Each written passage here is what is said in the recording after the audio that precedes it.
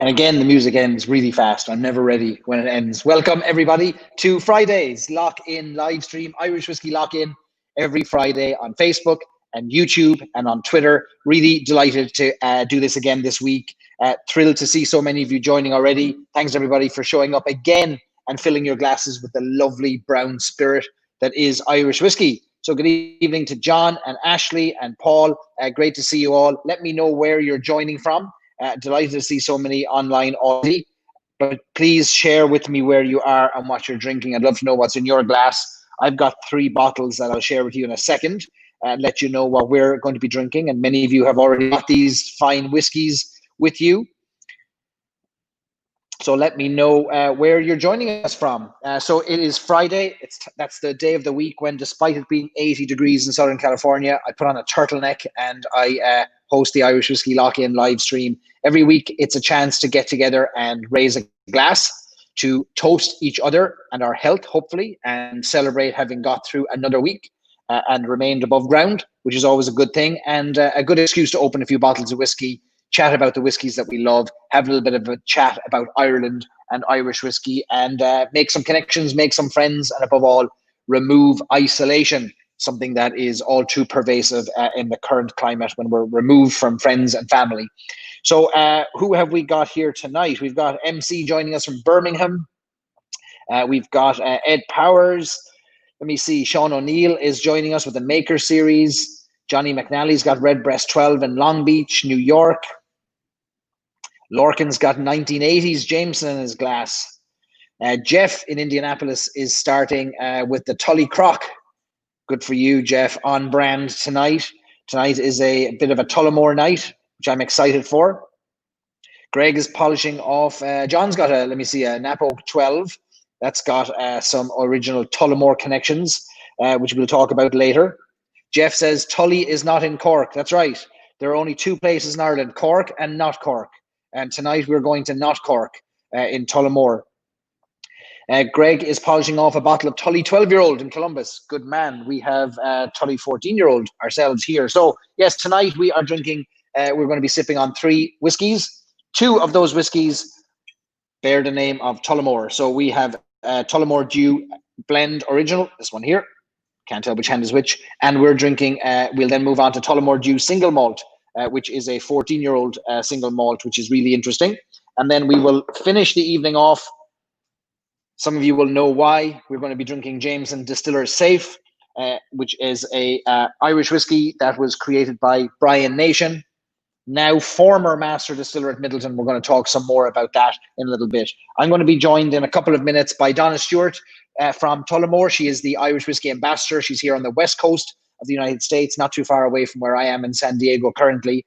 And she's going to, we're going to have a good old chat, a bit of a chinwag, as if we're sitting in the corner of a pub, sitting there sipping on some lovely Tullamore whiskies. And we're going to talk about these 2 whiskies that we're drinking and what's happening in Tullamore currently. And she's going to take your questions.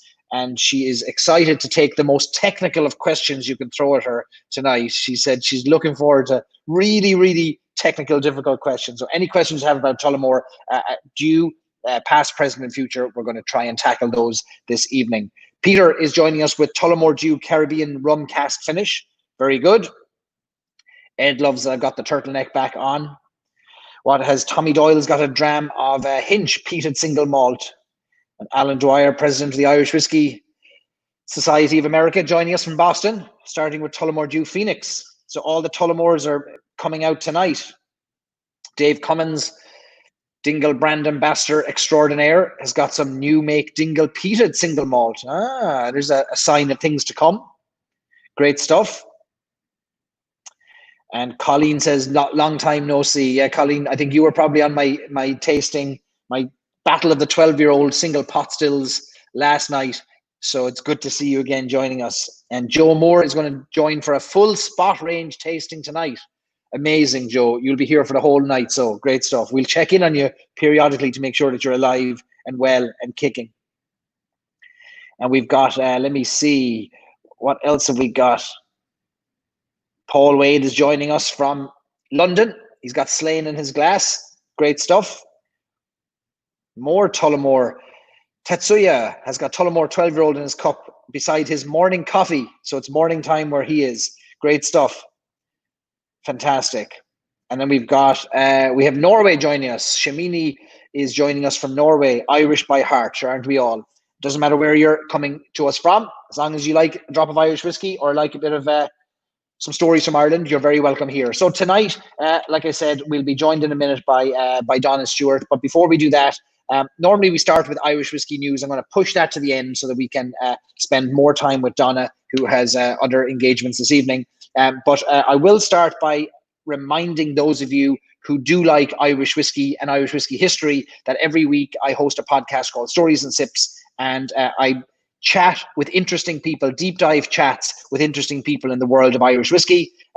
This week I was lucky enough to have a great conversation with Jonathan Mitchell, and Jonathan Mitchell is the 6th generation of the Mitchell family, who are, of course, the original creators of the Spot range of whiskies. And Jonathan shared with me some amazing stories of his early childhood. He remembers running around the old cellars in Fitzwilliam Street under Fitzwilliam Street in Dublin, where the whiskey sat there in casks with the Spot on each cask with the different colors. Amazing stories. Jonathan was instrumental in the survival of single pot still whiskey in Ireland, and he shared those stories as well. So that's available wherever you get your podcast, and also available on storiesandsIps.com. In the 2 days that it's been out, so yesterday and today, it has already become the most listened to episode in the history of Stories and Sips, which is incredible. A lot of interest in Irish whiskey history, and I really encourage you to check that out. And thanks to those of you who have shared that and given me some of your comments already about it. So thanks to all of you for sharing that. Really worth checking out. So every week, every Wednesday, and sometimes on a Thursday, we release Stories and Sips. And then, of course, here every Friday, it's the Lock-in Livestream. Alrighty. So we have 2 whiskies tonight from that bear one name, and that is the name of Tullamore. And so without further ado, I want to start drinking those because I'm going to get thirsty, and they're looking lovely there. I'm going to put the first one up, and I'm going to bring in Donna Stewart. Donna, welcome to the Lock-in Livestream. Hi, how's it going? Thanks for having me. I'm buzzing to be here. Donna is the Irish Whiskey Ambassador for Tullamore D.E.W. She's based about a 45-minute drive from me in Santa Monica, just up north, up the coast from San Diego. So you are the closest by proximity of a guest I've ever had on the live stream. Oh, really? That's crazy. Yep. I've seen a lot of your guests. I know that you've had some high caliber guests, so I'm very excited to be here. But I actually, when I found out that you lived down in San Diego, I had no idea. So now we have to meet up. It's San Diego, right? San Diego, yeah, not too far away at all. We're going to have to meet up down there now soon enough. We will. We'll deal with this. Once the world opens up, we're going to start having some in-person drinks with all the people we've promised to have whiskeys with for a long time. You know it. It's overdue. It's overdue. So you tell me, Donna, how long have you been in America? Because it seems like there's nobody left in Ireland. All the whiskey people are over here in America. How long have you been over here? Actually, 3 days ago was my 9-year America anniversary, believe it or not. I actually moved here straight from college. I went to DCU, and about 6 days after my first exam, I went over to the East Coast.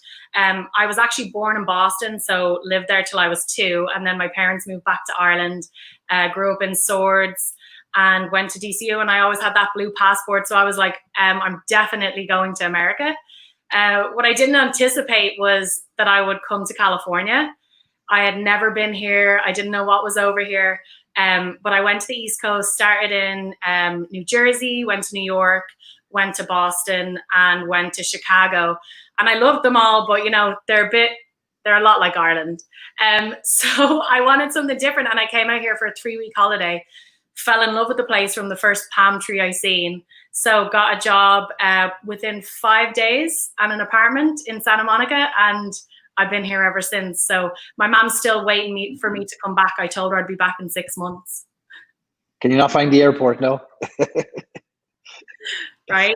Yeah, it's great. I mean, I absolutely love it here. And I've thought about moving to different places, but something keeps pulling me back here to the West Coast. I absolutely love it. So it's always been the West Coast since you've got here. You haven't gone back to the place of birth. You haven't lived in Boston at all. Just you stuck where there's sun. Just at the start. So like at the start, I kind of tried out all those cities for a few months. Like I'd say it took me 6 months to end up in California. I didn't have a penny. I didn't know what I was going to do. I had a degree in marketing, and I was like, oh. But I walked into a really iconic bar here in Santa Monica, and the manager came over to me and he was talking to me and he goes, "Are you here on holidays?" And I said, "Well, I am, but I'm kind of interested in staying." And he goes, "Well, come in to me in the morning, I'll give you a job." So started working there. And I mean, you know, that's the path to my Irish whiskey ending, to be honest, because it's like, once you start working in a bar in America, you immediately, especially with an Irish accent, you're offered a dram of Irish whiskey automatically. So that started my love affair with Irish whiskey. I wouldn't say I would have had it too much in Ireland, although I moved here when I was 20. But yeah, started drinking Irish whiskey at the bar and then started exploring it, moved from waitressing to bartending, ended up working in 2 other Irish bars here in LA. So I started at the King's Head in Santa Monica. Then I worked in O'Brien's on Main Street in Santa Monica. And then I worked in the Irish Times, which is a pretty iconic Irish bar here. And, you know, my favorite thing was to introduce people to Irish whiskey. So it's kind of been my calling ever since I got here, kind of. So your introduction to Irish whiskey was in America, not in Ireland, really. 100%. Like, you know what we're like in Ireland when we're young, you know, we just drink whatever's going. And I didn't know anything about Irish whiskey, but when I got here, it was the first thing offered to me. I started trying different ones. My sister also lived here, Kelly, and she bartended here in a bar that was quite a well-known whiskey bar. So she was really learning a lot about the higher marks and about different types of Irish whiskeys, and she would teach me. And then when I started working at the Irish Times, which was when I really kind of got the confidence to be a bartender, explore different types of liquids and start talking about different types of spirits and educating myself. It was one of my favorite things. If someone came in and ordered, you know, a bourbon or a rye or a scotch or whatever, I would say, well, there's a new Irish whiskey we have in. Can I introduce you to it? And we would play around and we would both taste it, and just that kind of like spurred my interest for it, I guess. We also were always sneaking bottles over. You know, me and Kelly, every time we went through duty free, would come over with a handful of bottles that you couldn't get here. So that was always a fun part as well. When did you start working for Tullamore then? When did you move from the bar side of things to helping more bars sell Tullamore? Yeah, so I started working for Tullamore about, I'd say it was 20 months ago, like, so almost 2 years. I was working in the bar, and I also like had my own little marketing business that I was promoting bars and restaurants. And I just was looking for something that was more of a challenge. I've been doing that for 2 years. And my friend James, who worked with me, he's from Kilkenny. He grew up with Jane Maher, who was the West ambassador before me and is now our global brand manager. And he said, "Donna, they are looking for someone at Tullamore D.E.W, and it is the greatest job in the world. You have to go for it." So I picked up the phone and I called Jane and I was like, "Look, this is my experience." You know, I told her about different stuff that I've done in the past, and she was like, "Yeah, it sounds like you should apply." So I couldn't believe it. It took about 3 months for me to get hired, and it's been an absolute whirlwind ever since. So I have lots of questions about Tullamore. I know people are putting some questions in here, which we'll put up in a second. But first things first, important things first. We have to have a drink. Yeah. So I have Tullamore D.E.W original here. Yeah. Great, we both have it. I poured a little drop here already for myself. I know that those of you who work for Tullamore D.E.W are big into toasts and raising the roof and standing on bars and doing all kinds of things to introduce Americans to Irish whiskey. So I think you should probably lead us in a toast and then tell us what's in this glass, what's in this bottle, and what are we drinking. Absolutely. And you know what? I wanted to tell you my favorite new toast. So one of our trainees, Heather Keegan, wrote this toast at the start of isolation. And I was like, this is the best. I've been saying it for the whole of isolation now, and I absolutely love it. So here we go. Here's to the trips we'll take, the hands will shake, the sunny days by the lake, and the bank accounts will break. But until then, let's raise a glass to our old faithful. For Tully, we are forever grateful. Cheers. Cheers. Very good. It's a good one. That's a Heather Keegan original. I have to shout her out. That's a great one. We should have that emblazoned on t-shirts or on turtlenecks for the next lock-in live stream. Quarantine, right? So this is the most well-known Mark from Tullamore, second best-selling Irish whiskey in the world, a long and storied history. Let's start by understanding what is Tullamore DEW, what is in the bottle, what do we need to know about it? Yeah, absolutely. So the liquid itself is the original triple blended Irish whiskey. So there's 3 types of whiskey made in Ireland. There's grain whiskey, malt whiskey, and pot still whiskey. So grain is known for its sweetness, malt is known for its fruitiness, and pot still whiskey is known for its spiciness and like a oily mouthfeel. And Tullamore DEW is a triple blend of all 3. So we have all 3 types of whiskey, and we say that all those 3 different types of flavors come together to bring a balance of flavor like no other in the category. So really smooth, full of bursting with character, full of flavor, but really approachable. You know, so also we kind of are all about 3s with Tullamore. So 3 types of whiskey in the bottle. It's triple distilled, which is quite common for Irish whiskey, but not expected or required. And it also is triple matured. So it goes into 3 different types of barrels. So we put it into ex-Irish whiskey barrels or traditional refill barrels, which are barrels that had Irish whiskey or local Irish whiskey in them before. They kind of they're not as heavy on the wood influence, and they kind of let the whiskey release itself and have its own kind of flavor. So it's kind of more of a consistency thing, I say, with the traditional refill barrels. Then we put it into bourbon barrels, and that of course is going to give it a lot of like heavy vanilla notes, all those caramel flavors that you get with bourbon, and of course oakiness. And then we also put it into ex-sherry butts. So that's where you're going to get the dried fruits, all that richness that comes with sherry. So if you think about it, 3 types of whiskey bringing 3 types of flavor, right?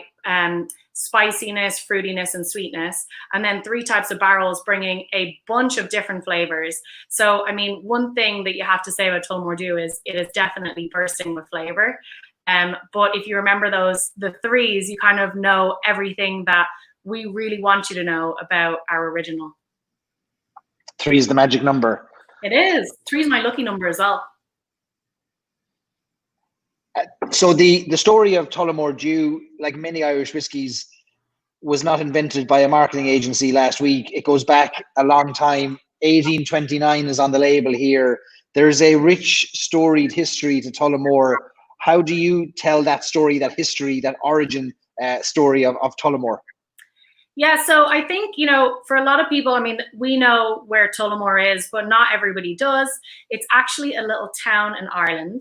It's in the centre of Ireland in County Offaly with a population of about 13,000 people. So really small. And I always try to paint the picture, like, if you imagine an Irish town, like, you know, it's got like a bridge, a church, but you know, 7 or 8 pubs, a post office, and a chemist. That's kind of what Tullamore is. It's charming.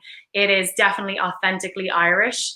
And the distillery, the Tullamore Distillery, opened there in 1829. So at that time, a young man came to work there. He was 15 years old. We don't still hire 15-year-olds, but I guess we did back then. And he started working as a stable hand.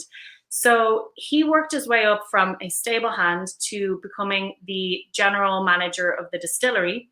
And he eventually bought the distillery off the Daly family, who didn't have a son. And his name was Daniel Edmund Williams. He was pretty iconic in the town of Tullamore. Not only did he kind of pioneer, you know, the spirit and really lead the distillery, but he also brought a lot of like technology to Tullamore. He brought electricity. He brought the first motor car. And he really is just a hero in the town of Tullamore. If you walk down the street, you know, it's Daniel Edmund Williams Park, Williams Street, like everything about Tullamore is about Daniel Edmund Williams. So of course, it made sense to put his initials on the bottle. So the D.E.W stands for Daniel Edmund Williams, our hero at Tullamore. And his little his face there. He's right there on the side of the bottle. Yeah, with his signature.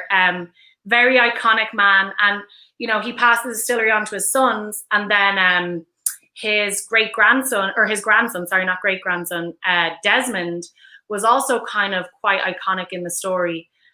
because he was quite like a marketing genius. He had a flair for marketing. He started what we have now as the slab bottle, which was quite iconic at the time.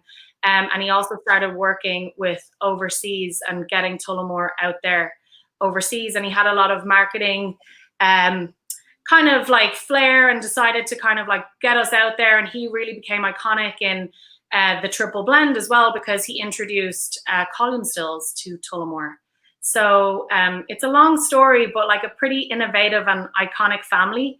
And I think it definitely gives us a little bit of a punch to Tullamore that, you know, we have that. But a lot of people think that the DEW stands for like the dew on the grass in the morning. And you know what? I don't actually hate that visual either. Yeah, right.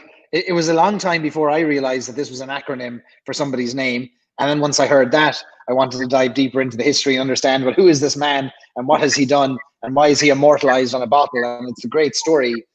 The Tullamore, old Tullamore distillery then, like many distilleries in Ireland in the 1940s and 50s, faded away as demand for Irish whiskey kind of dried up around the world, and the gates of the distillery closed, I think in the early 1950s, for the last time in that old building, right? Yeah, 1954, it actually closed in the old bonded warehouse is what we call it now. Okay, gotcha. So from 1954, the brand itself didn't die. I know it was variously distilled in different places, from John's Lane in Dublin to Midleton in County Cork. And there was a few years ago now, if we fast forward 50 years, Tullamore started this there's this resurgence with Tullamore again, with the building of a new distillery. Tell us when that new distillery kind of broke ground or first started distilling, because there's a lot of interest around this new chapter to Tullamore's history. Yeah, you know, I have to say personally, like when I got the job at Tullamore, I had no expectation of what this distillery was going to be like. I did not expect to drive through the town of Tullamore and see this iconic, huge, stunning building with copper tops. Like I mean, there you go. It is absolutely massive. It's right out there. You know, there's just a lot of greenery around it. And it was, when I got the job, of course, I'm over here on the West. I don't really know what I'm expecting. And it is unbelievable, state of the art. It is definitely not a little, you know, homey Irish distillery. It is made for growth. So basically, Irish whiskey is one of the fastest growing spirits categories. And William Grant & Sons spotted that and wanted to invest in Irish whiskey, and they bought Tullamore D.E.W, thankfully, because they then decided the distillery opened in 2014. It was over 110 million invested in this distillery. It is absolutely stunning. And before they built it, you know, the engineers looked at 57 possible different sites. They looked all over Ireland. They were looking for a good water source. They wanted to think like what's going to be easiest for transport. You know, they really like did their work and looked into different places. But in the end, the decision was made to bring it back to its ancestral home of Tullamore, which I think is the best decision that they could have made. It couldn't have got the town more excited. It obviously brings authenticity to the name. And it's about 10 minutes outside of the little town.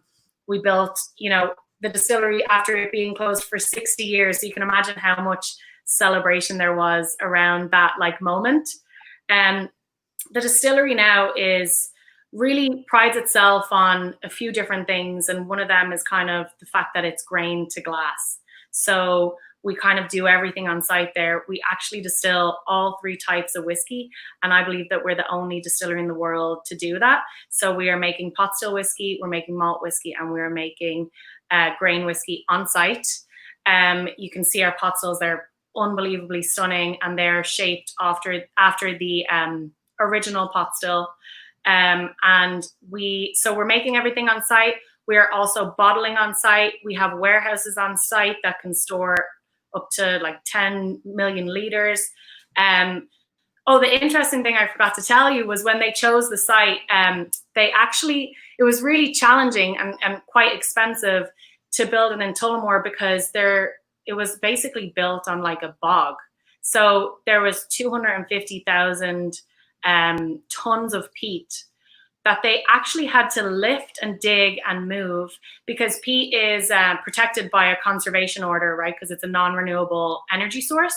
So what they had to do was sign a document that said that they were going to move all the peat, put it like in hills on the side. And if the distillery ever shut down or moved, they promised Ireland they would move the peat back to where they found it. So I thought that was so interesting and weird, but obviously pushed back development a lot and made it a hard decision to build it there in Tullamore, but we did it. But yeah, sorry. So we're making all 3 types of whiskey on site. We're bottling on site. We have 3 bottle lines. We actually got a cooper who started at the start of coronavirus or lockdown. So there hasn't been a lot of excitement around that yet because he hasn't really been able to get started. But that's going to be a really fascinating addition to the distillery. And of course, we've got our warehouses and we've got tons and tons of liquid maturing there. So it is something to be seen. Let me tell you, I would love to bring you there if you ever want to go. And bring me there right now. I want to go. Absolutely. But as soon as we can fly, let's go. I mean, I can't wait to go back. I was supposed to be back in May, and then I was supposed to be back again in July. And of course, neither of them got to happen. So I'm missing it a lot, but it's just stunningly beautiful. It's jaw-dropping. And of course, it has a lot of special things about it, right? Like it's grain to glass, but not only that, they kind of have a sustainability thing around it. It's got 5,000 trees planted on the property. It's a bee corridor, which means that like they've planted the right like shrubs and plants and stuff so that bees on their journey have somewhere to kind of stop and get what they need to continue on their journey, which I thought was quite fascinating. John Quinn told me about that. And then, of course, it's got like the William Grant TVR system, which I'm reading this so I don't get it wrong. But it's basically as heat builds up, we use the heat to refuel the stills. So it's 17% more energy efficient than most stills. And that's kind of patented by William Grant. So, yeah, we definitely pride ourselves on our sustainability. But as well as that, you know, just being able to make everything on site and be the distillery that has all 3 types of Irish whiskey. It's nice to see the return to this bigger, massive kind of like industrial scale size of distillery that would have been common in Ireland in the 1800s in places like Dublin and Cork, where everything happened on site, bottling and well, for many of them bottling, for some of them they sold in casks. But the idea that you had these like self-contained little cities with fire brigades and things like that, and it's interesting. You see now the rise of smaller independent boutique distilleries in Ireland, but there's still space for a larger kind of much larger scale distillery like Tullamore, which is really interesting to see. Yeah, I mean, Tullamore as a brand, obviously we're the 2nd biggest Irish whiskey in the world, and they see that only get bigger. So they built the distillery for, you know, with that in mind. My perception was it was going to be charming. It was going to be like a little small, cozy Irish distillery, but it's definitely like, you know, industrial level, but still like the architecture is stunning. The inside is stunning. It looks like kind of like your living room inside.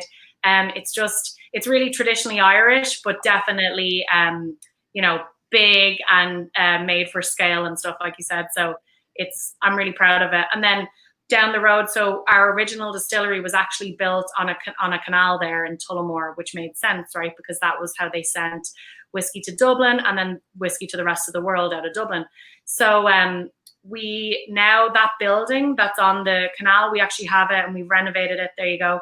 And it is the Tullamore D.E.W visitor center. So that's where we kind of have like some little visitor tours, really beautiful building, but it's also like the best place in Tullamore to go get lunch and to get an Irish coffee and chill out. So if you're ever passing through Tullamore, stop off at the visitor center and check it out.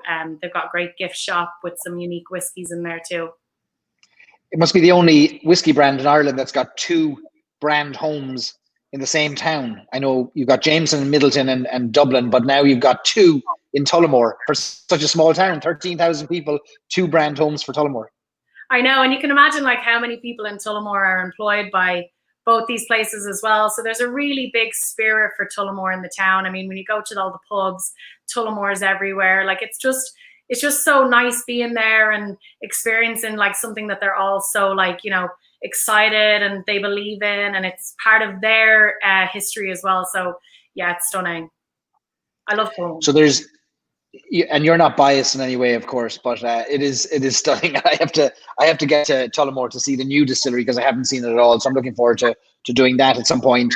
There's a couple of questions are coming in. I thought we might turn to one of them. We're not drinking it tonight, but Tullamore D.E.W Phoenix edition. I think, do I see it on the shelf behind you or no?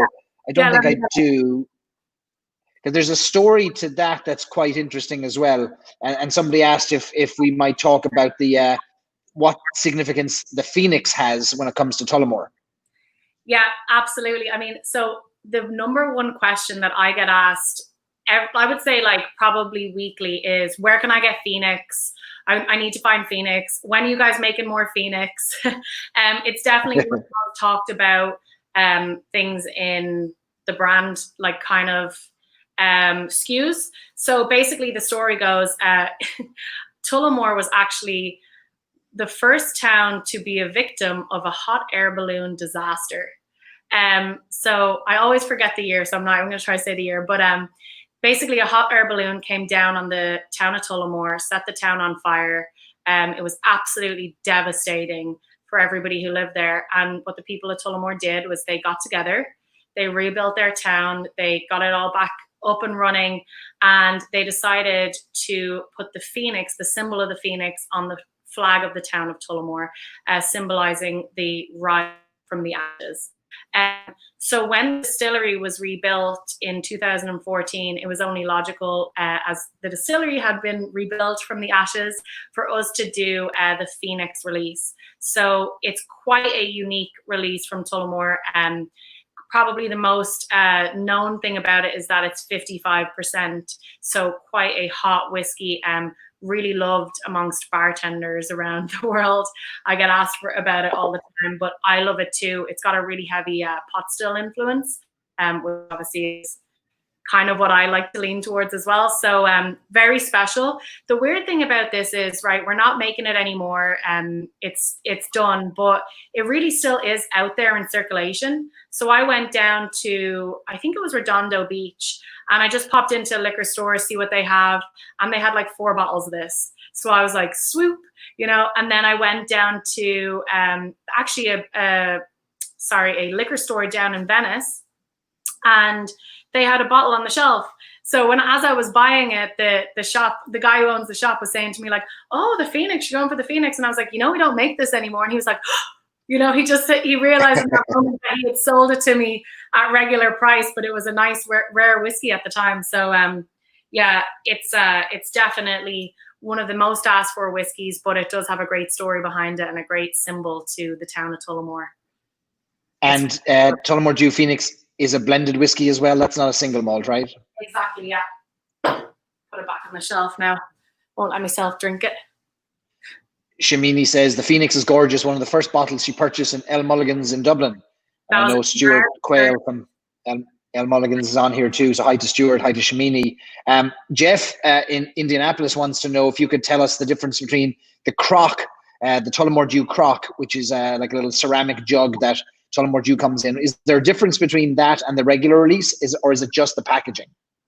So it's actually the same liquid as our original liquid. So it is this liquid, okay? But what we did was we wanted to kind of give this, what I have here, this is a funny story, right? When I got the job, my dad was like, I really think that we have some old Tullamore D.E.W crocks in the house. So he was digging around, he went into the attic and he couldn't find anything. And then he went over to his mother's house and he found 2 of these old crocks. So this is Tullamore D.E.W kind of original bottle. And it was, as you can see, a blended Irish whiskey. And they've got some cool designs on it and stuff. So he gave me this. I took it back from Ireland, and unfortunately, it was drank. But what we did was we wanted to kind of give a nod to that old packaging and kind of make something, you know, that people want to keep at home and have on their shelf. And it is really special, and it's a gorgeous gift to give someone. But it is the original liquid in the bottle. It's nothing different. It's a lovely gift. I got it as a gift a few times, all right, and it's a lovely little piece to have on the drink shelf, a little talking point as well. Is it true that you can fill that crock in the distillery with something special, or is there something special somewhere in the distillery? I think there might be. I heard a rumor. there's plenty of special things at the distillery. And if you're lucky and you get a good tour, you know, Kevin Piggott has taken me around and he's gave me a sample of some really interesting stuff. But they usually have something special to show. So basically, just to let you know, the visitor center is kind of where every kind of average consumer can go in and have a little tour. That's kind of very basic, some 101. But then the distillery itself only holds private tours and VIP tours.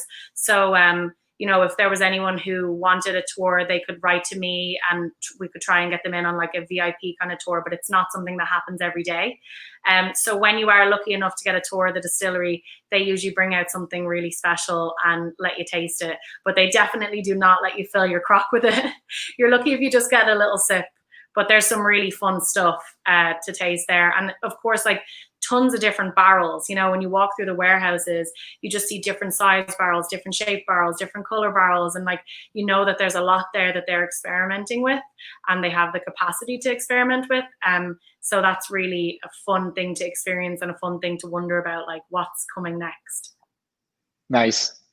Dave Cummins says that when you empty your crock, fill it with olive oil and scare the pants off your hungover mates when you make breakfast for them the next morning. It works a treat.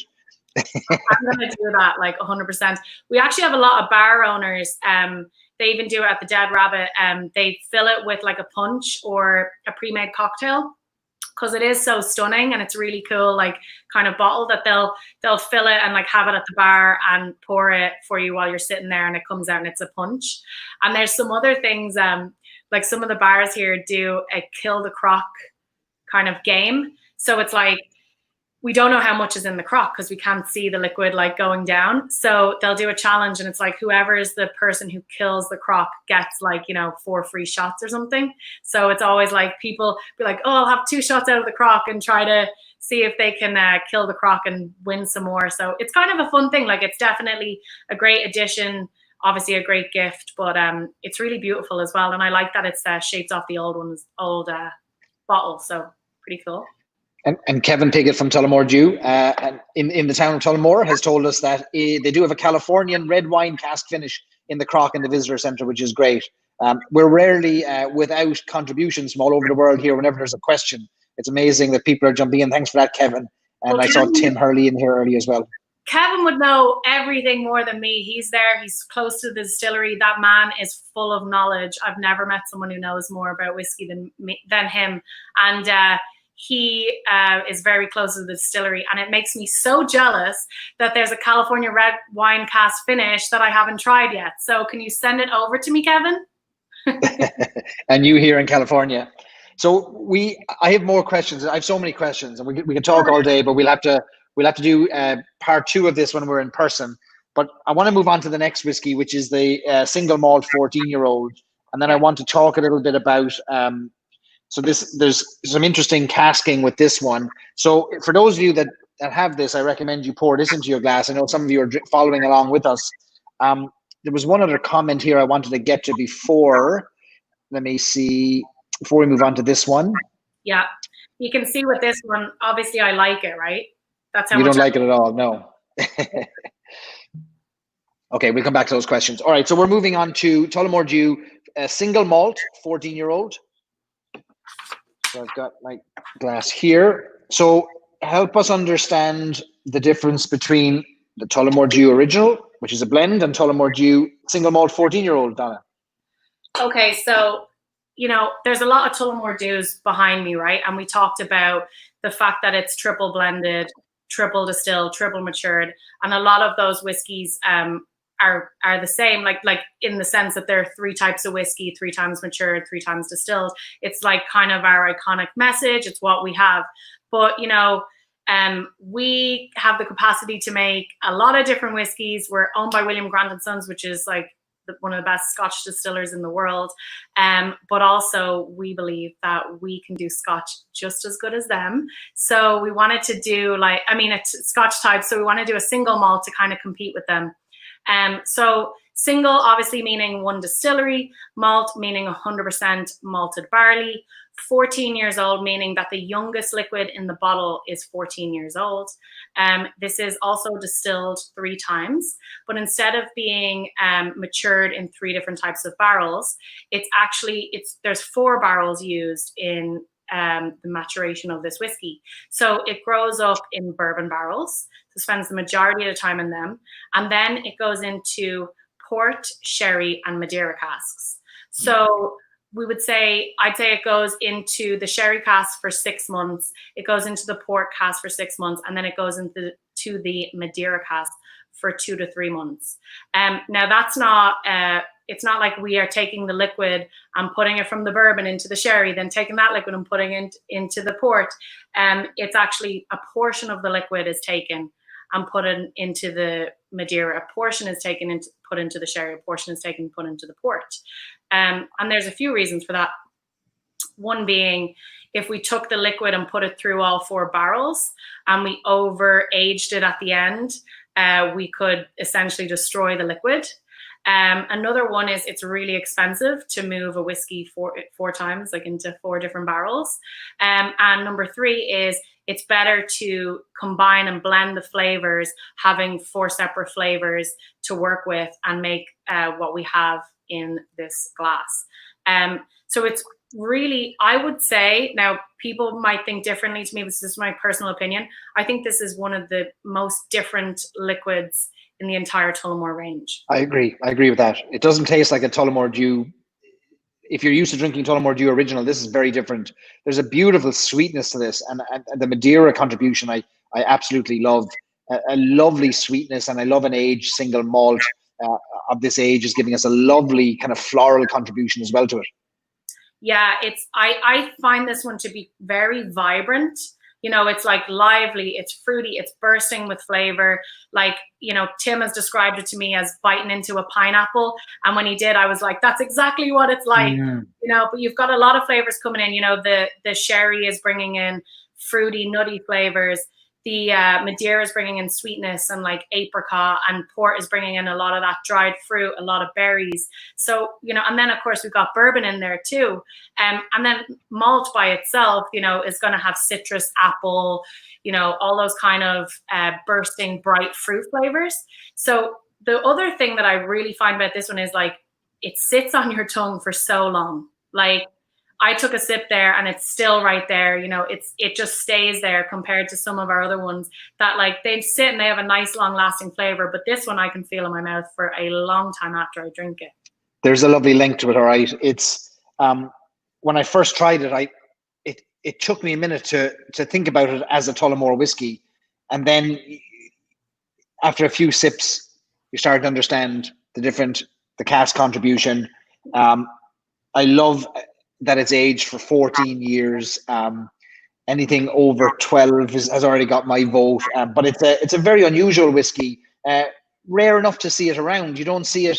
Obviously, you don't see it as much as you see the Tullamore original. But single malt, is that going to be a part of the future of Tullamore? What do you know? And I know that not all secrets are always shared with those in the field. But the new distillery is producing all 3 styles of whiskey now: grain, malt, and pot still. Does that mean that we might see some more single malts? We might see some pot stills coming out? Yeah, well, you know, we've seen so many amazing things come out of the distillery. You know, like you can see behind me this side, you can see we've got the cider cask finish, which was, you know, the only Irish whiskey to be finished in cider barrels.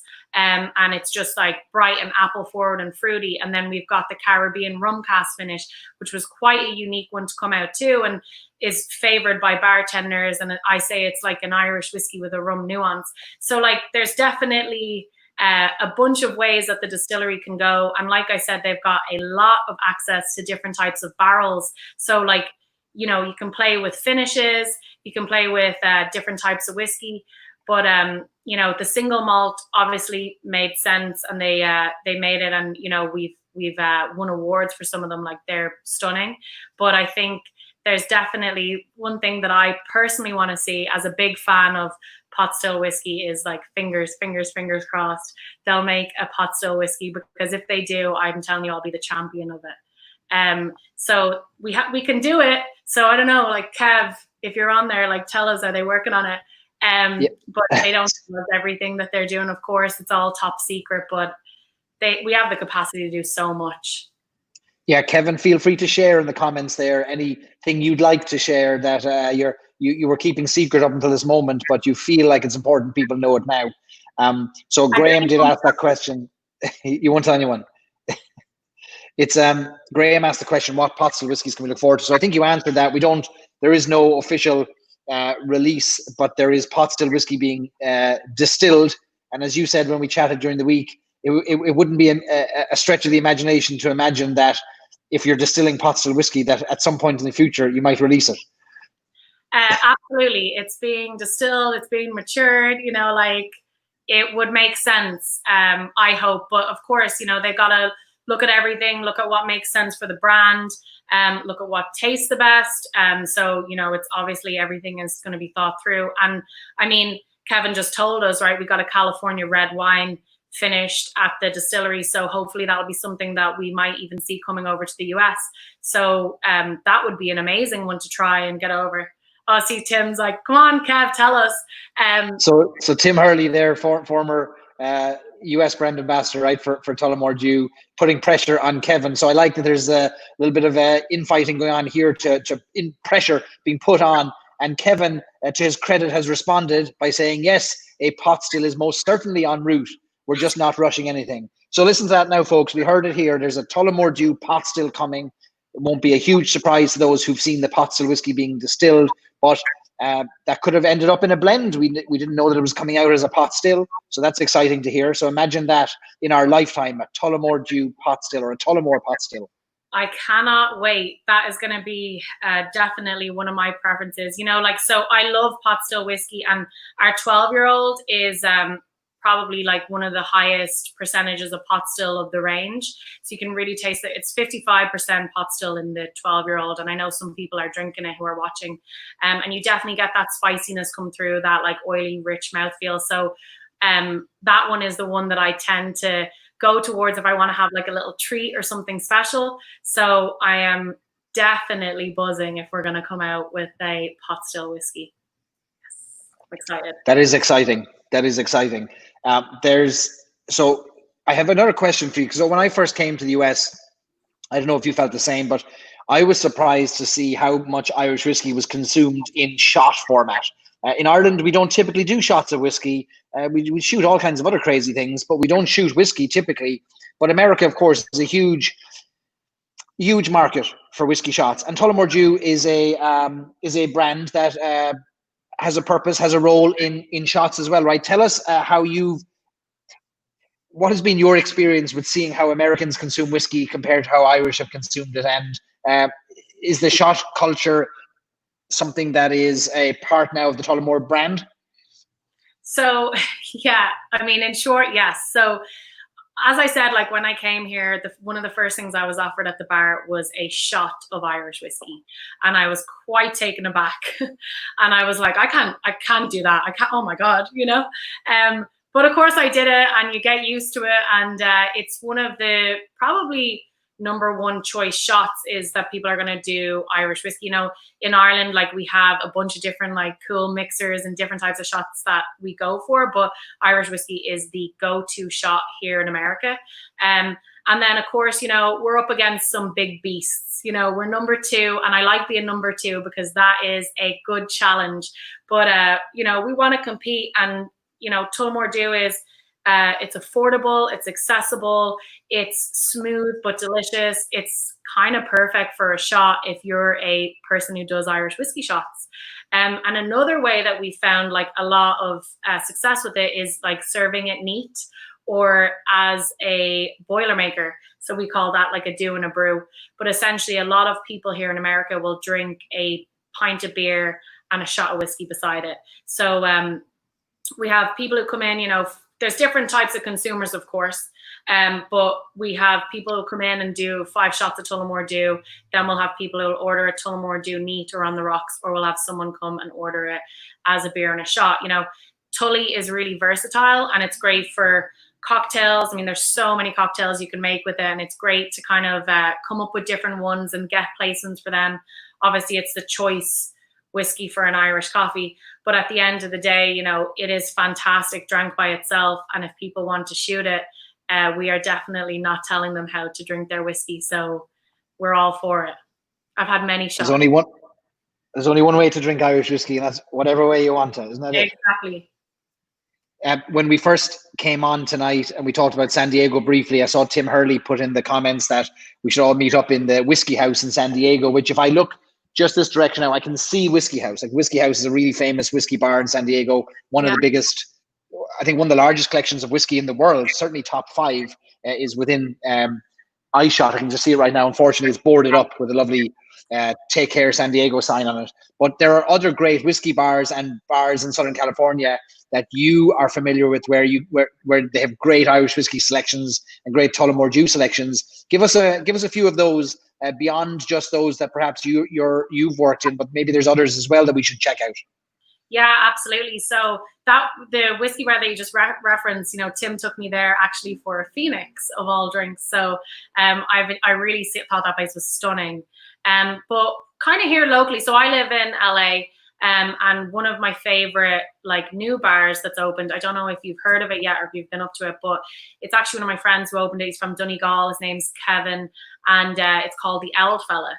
So that one is a fantastic whiskey bar. He's kind of positioning himself as an Irish whiskey bar and a Irish gin bar. So really kind of putting forward a lot of the Irish gins, which is a massive trend that happened in Ireland, but we haven't really seen gin like spike as much as Ireland and England have.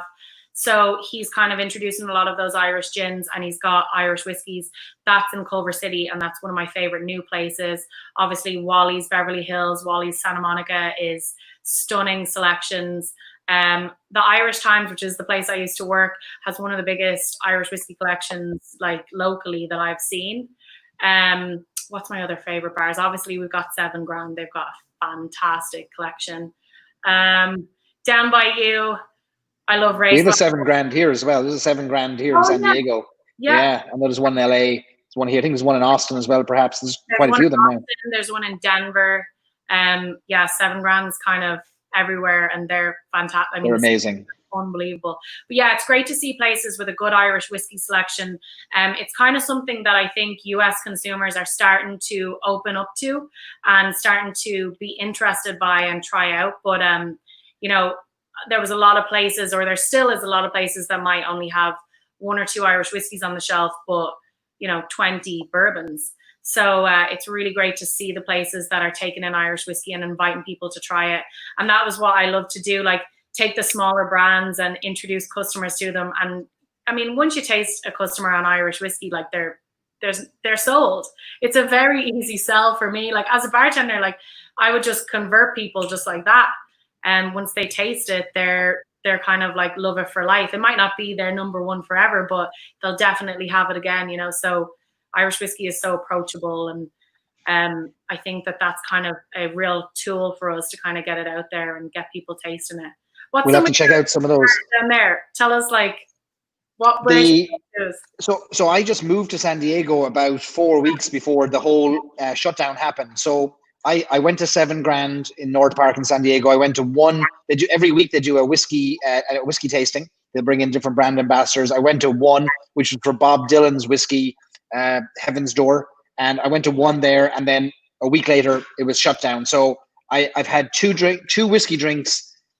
Irish whiskey drinks out in San Diego before the shutdown happened, and one was in 7 Grand in North Park, and the other was in Whiskey House in San Diego, just across the road.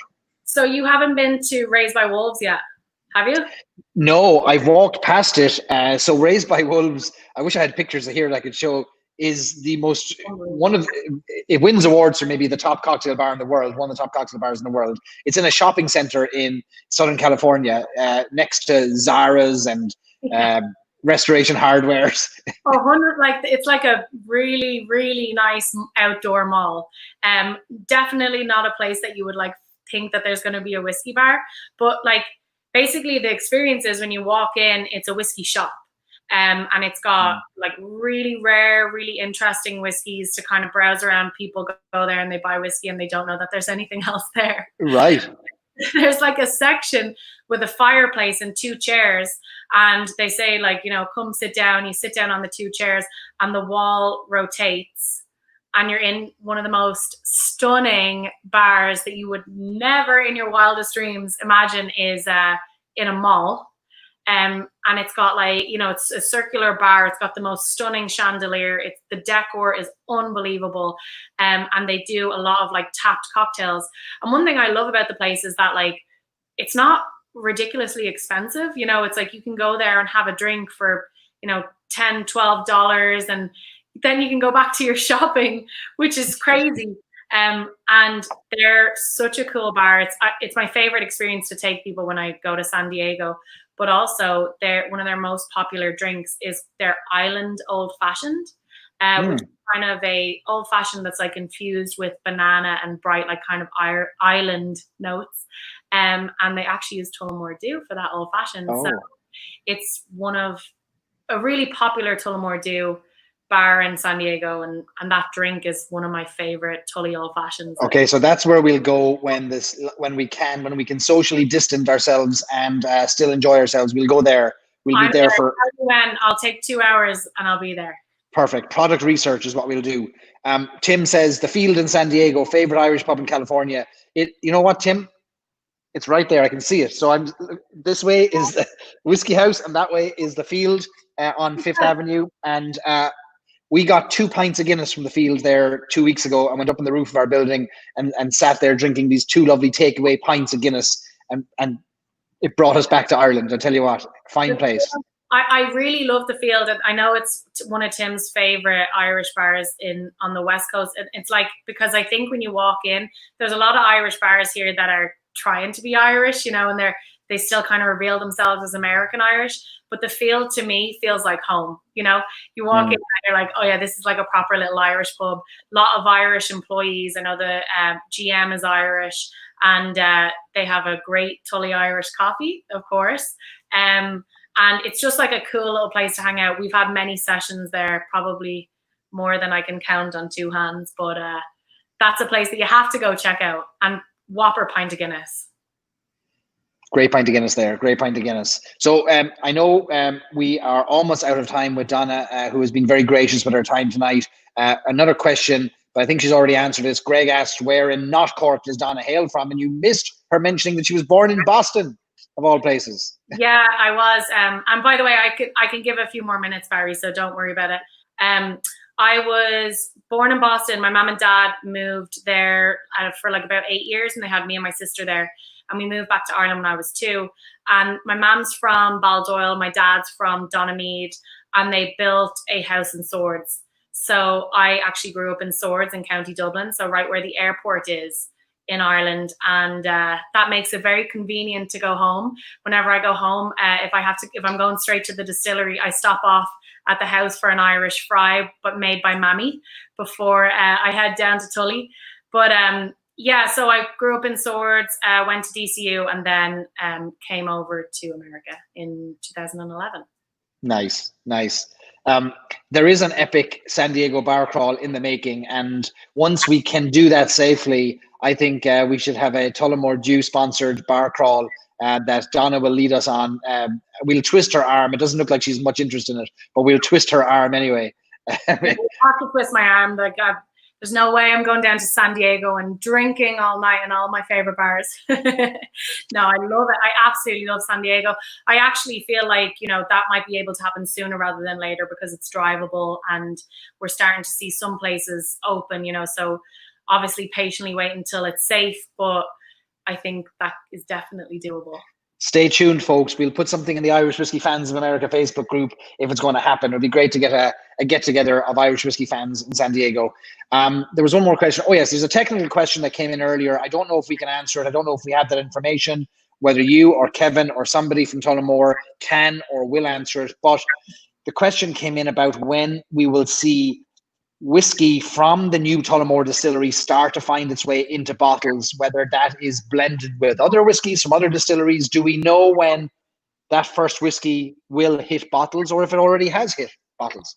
Yeah, absolutely. So we're actually, some of the liquid is already in the original bottle that we're drinking now. So it's not 100% yet, but by 2021, it will be all whiskey that's made on site, matured on site, will be started to be released in the original bottle. So 2021, everything made in Tullamore.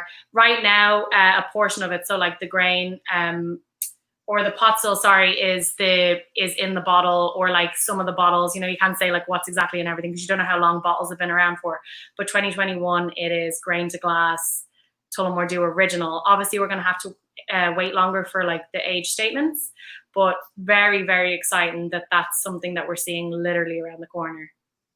That's amazing. I didn't know it was that close. And yeah, I'm fascinated by the changeover or the evolution of spirit from distillery to distillery. And we've seen it from going back a generation to the 1960s when distilleries wound down in Dublin and found their way down to Midleton and County Cork. And suddenly you had a new formulation of a spirit. And how does a whiskey brand ensure, or do they want to ensure, that what was known as a certain profile flavor-wise historically, is that something that gets replicated with spirit from the new distillery, or does it find its own new profile or new twist, I wonder? Yeah, you know, it's a difficult, like, it's a challenging thing to achieve, but it's obviously what we want to achieve. We want to stay as close to the flavor profile as possible. We don't want it to change at all if we can help it, but it's going to be difficult, and that's where we have such talented people on site. Like, you know, our master blender, Brian Kingsman, is like working on that. And you know, Kevin can speak to this, but it's like the work that they're doing at the distillery is so careful. And that's why they're not going to release anything until it is the flavor profile of Tullamore D.E.W. We don't want people tasting anything that tastes different or tastes off. But yeah, it's challenging. But I mean, like, there's still something to be said for all those years of, you know, buying from different places. We kept the brand alive, and, you know, second biggest Irish whiskey in the world. So it was worth it. And just to get to where we are is like something I'm really proud to be a part of. I mean, like, I'm so lucky to work for such a frigging cool brand, and the taste so good. And I can't wait to see, you know, just the bottle to be everything made from Tullamore, of course, but I don't think it will be much different to what we're tasting right now, because they're perfectionists and they're professionals, and that's what we're going for, and that's the goal. Well, I'm looking forward to seeing what comes out of the distillery and what makes it into bottles with a pot still label on the front, or with other labels in the front, and new releases. Really exciting time for Irish whiskey. We celebrate a lot of the smaller distilleries here on the Lock-in Livestream. We want to give everyone a voice, but it's also good to look at what some of the bigger players are doing. And of course, we spend a lot of time with Irish distillers, but we haven't spent a whole lot of time on Tullamore D.E.W. And I'm disappointed that we haven't, because I'm really enjoying the 14-year-old here, and I'm going to sip on it for a while longer. But really excited to see what's coming out. Look, any Irish product that creates conversation, that gets people talking, that brings people together, is something we should celebrate. And Tullamore has been doing that since 1829. So long may they continue to do that. I'm going to pour another drop of this before I let you go. Oh, you're going to do the same? I've polished off the 14, so I might as well just have another drop. I could probably courier this up to you. I could get it up to you in about half an hour if you're stuck. I need to get more. You know, I was trying to buy a bunch of whiskey, like, right as isolation hit, and they didn't have 14. They only had the 18. And I was like, okay, that'll do, you know. So I have a few bottles of 18 here, but I don't have the 14. So now I polished off the bottle, I'm going to have to go looking for it again. But how bad? It is available. It is actually around, you know, although it's not in every store. You can usually find the 14-year here. Like, I'm obviously speaking from California. I usually can find it at Bevmo if I have a little look around. And it's just one of the most unique. When people come to my house, right, obviously I have a lot to show them. But, what are you looking for? Do you want me to give you like my, you know, the one that like I love for this, or do you want to try something that's just like wildly different, or do you want to try something that's like really hot, or what kind of are you looking for? And if they say they want to try something unique, the 14 years what I hand them. So that's probably why it's gone. Nice. Took a quick picture there for social media. Do you have any plans to go back to Ireland? Obviously things have changed now. Like I was supposed to go back there, and I was supposed to be there now actually. And I've no plans as of yet. What about yourself? Yeah, so it was actually really disappointing. So obviously all of this hit before Paddy's Day, which was absolutely heartbreaking for us as a brand and for me, and for all my bars that I love, and we're excited for Paddy's Day. But we were actually planning on being back in Ireland end of April, and we were going to go to Jerez in Spain with John Quinn to explore sherry and talk about the sherry cask and learn all about that. So I had the most exciting trip planned. You can imagine how excited I was for it. And of course we missed that. So it's been a bit of a debate. Like I'm sure you've probably felt the same yourself. I've thought, should I go home, during isolation? I could work from home and be around my family, but it's difficult because it's a long flight, and who are you going to be around? And obviously you don't know what the future is going to bring. But as of right now, I don't have like any solid plans, but I definitely know I'll be back before the end of this year, like without fail. If I have to just go put my mask on, I'll do it. I have to go home. I know. It's a long time. I think a lot of us over here have not been this long away from Ireland, and so it takes its toll for sure. It's just an odd feeling to not know when you might be able to get there, because we always have some kind of trip in our back pocket to Ireland. Maybe it might be 6 months ahead or 8 months ahead, but at least it's coming. Yeah. But yeah, nothing at the moment. Like, and usually I don't know about you, but my family absolutely loves coming over here. Any excuse to get to California. So I usually have I have 3 sisters. So I'll have a sister here, or I'll have my mom here, or I'll have my dad here at different points throughout the year. And like, one of my sisters is going to come for the whole summer. So yeah, it just feels different this year. I was very excited for it all. And, of course I still love it here, but I got to get home sometime soon. I know. And get back to Tullamore, and I have to go try that red wine blend now. So there you go. And as nice as Southern California is, sure, don't we have palm trees in Cove where I grew up? So I could go back there for the palm trees. So, it's it's not like I'm only out here for the palm trees, but you'd miss the bit of horizontal rain in Ireland at the same time, And where were you living before you moved to San Diego?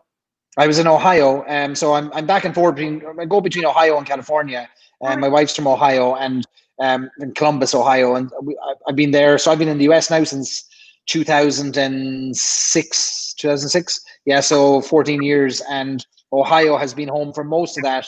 California, I was out in California for a few years before, and now back and forth again. So yeah, kind of Midwest and West Coast.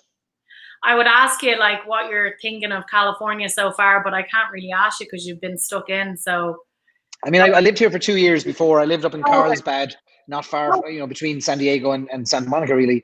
And so yeah, look, I love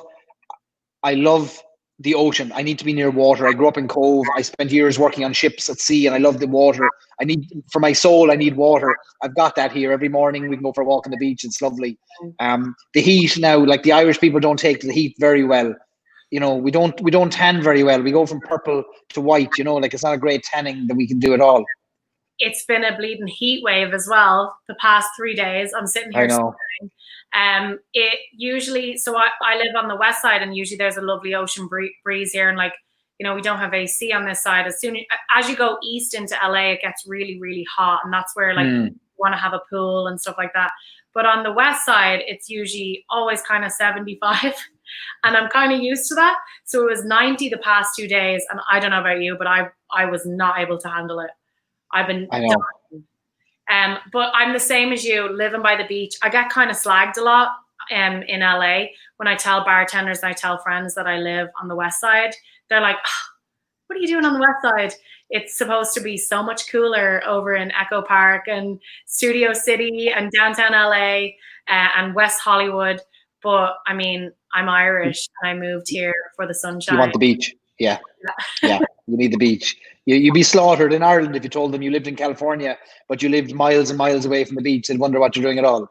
Wouldn't be bothered. I'd rather go home and go for a nice walk on Portmarnock Beach. Maureen says I'd tan better without the turtleneck. It's a fair point, but if I took off the turtleneck, I'd be like this this bright beacon on the beach that would distract ships. Such would be the brightness and lack of tan. So I think I'll have to keep the turtleneck on for a while. I don't know how you're wearing that. It's the trademark now. If I don't wear the turtleneck, I get people complaining. People sign off the live stream. Where's the turtleneck? We're going home until you bring it. Yeah. But that's the crack anyway. Listen, you've been it's been great to chat with you. I'm loving the reintroduction to the Tullamore D.E.W 14-year-old. You were kind enough to connect me with this probably a couple of months ago now when we did a daytime live stream, and now we're drinking it again. And I think we should drink it again and again. And maybe the next time we're chatting, we should chat on one stop on the San Diego bar crawl, perhaps on the Raised by Wolves or the Dubliner or somewhere like that, and continue the Tullamore D.E.W conversation.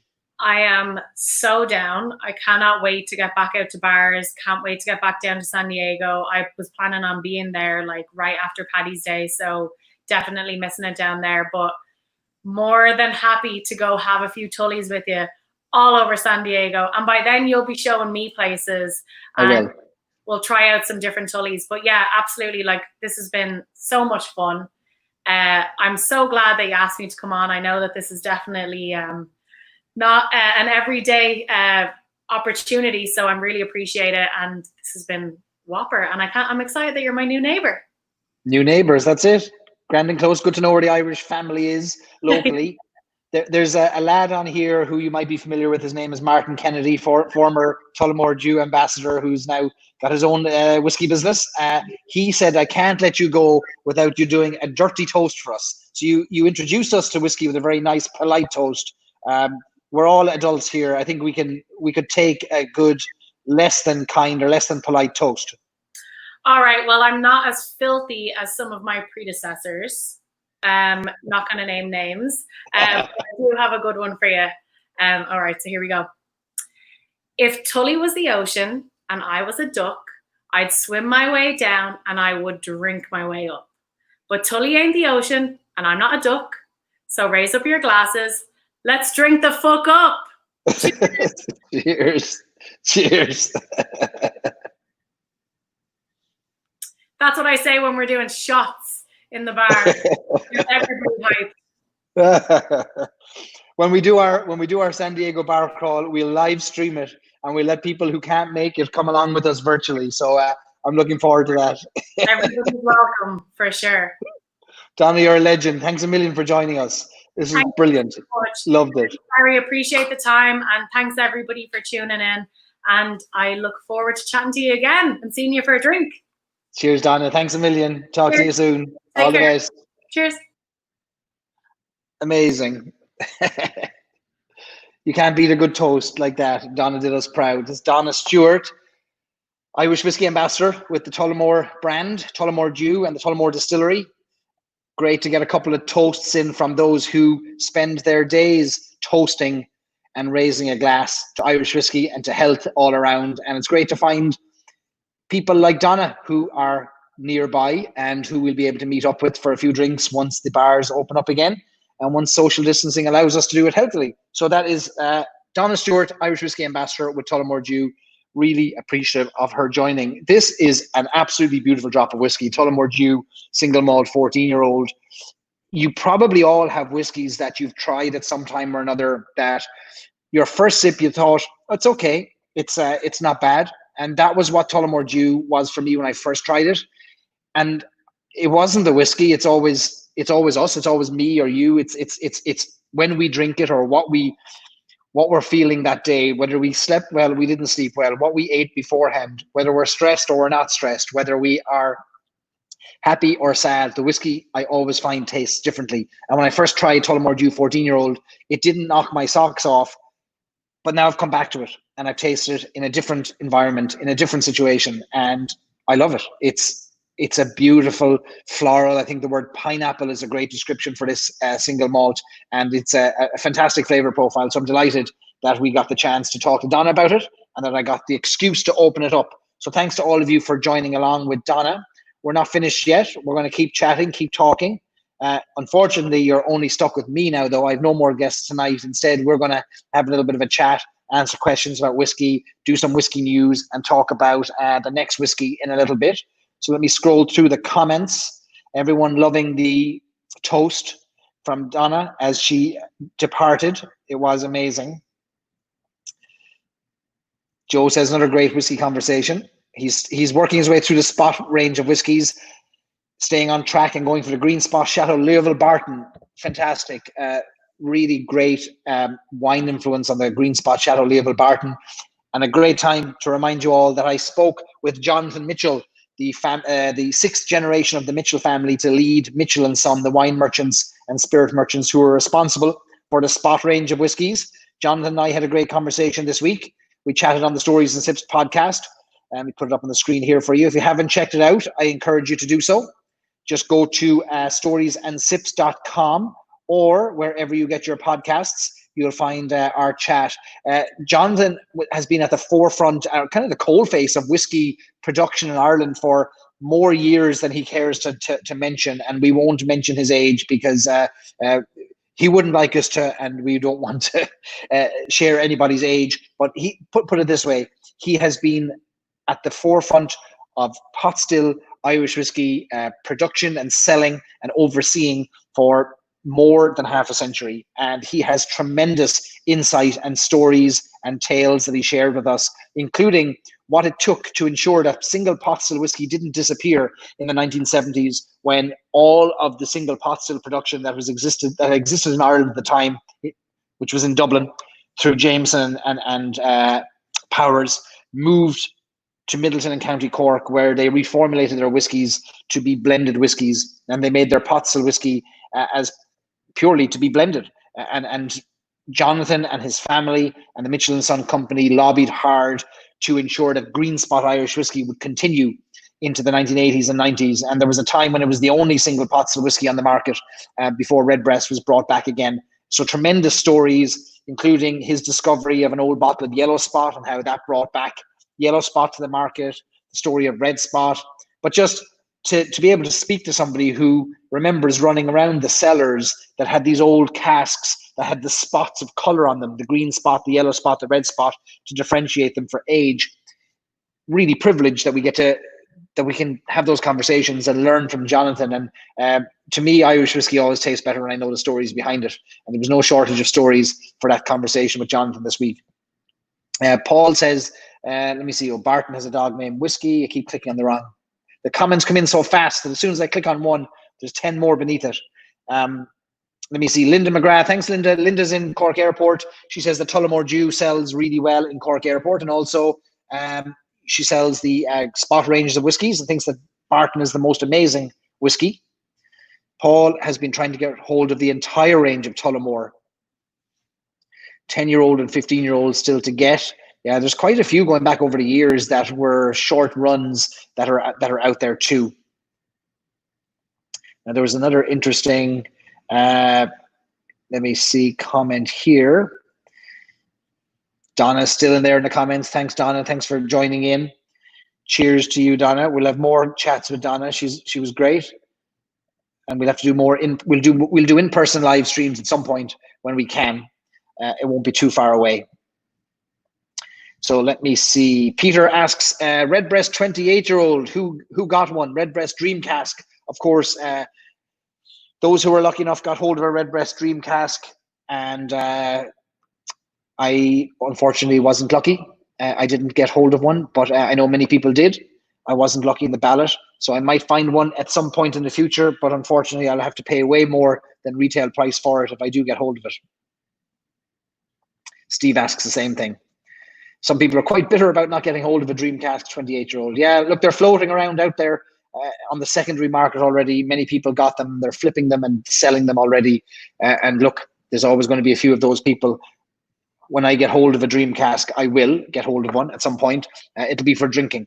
And because I'll never forget chatting to Billy Lighton, the master blender and the man responsible for Redbreast. And he famously said he makes whiskey and he blends whiskey to be drank, not to sit on a shelf. And I believe it. And I follow his lead.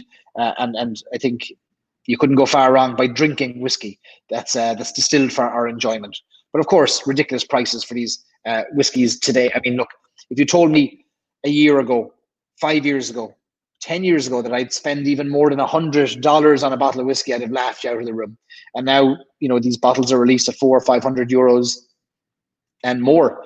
It is it's an interesting rabbit hole we all go down when we start falling in love with Irish whiskey, isn't it? The amount of money we spend in Irish whiskey. But what can you do? What can you do? All right, so we are going to move on to the third whiskey, and I have to say I don't want to leave this one behind, so I may come back to this again as a fourth whiskey. It'll be both the second and the fourth whiskey, but let's come back. The reason I moved our Irish whiskey news to the second half of our live stream is because Donna has commitments this evening, and I knew I only had an hour of her time, which even then she extended for us, which she was very kind to do. So I wanted to move the Irish whiskey news to this part. So the biggest news, I think, from the world of Irish whiskey this week, of course, is the fact that there is a new master distiller in the Midleton distillery. So I woke up, was it Tuesday morning, Wednesday morning? I woke up to a press release, and with sleep in my eyes, I had to read it twice to see was I seeing things. And I noticed that it was a press release from the Midleton distillery announcing the appointment of a new master distiller. I didn't know that there was going to be a change. I didn't know that the existing master distiller was leaving. But yes, there's a new master distiller in the Midleton distillery. And the new master distiller at the Midleton distillery is Kevin O'Gorman. And Kevin O'Gorman has been with the distillery now since 1998. He is a distiller himself by background.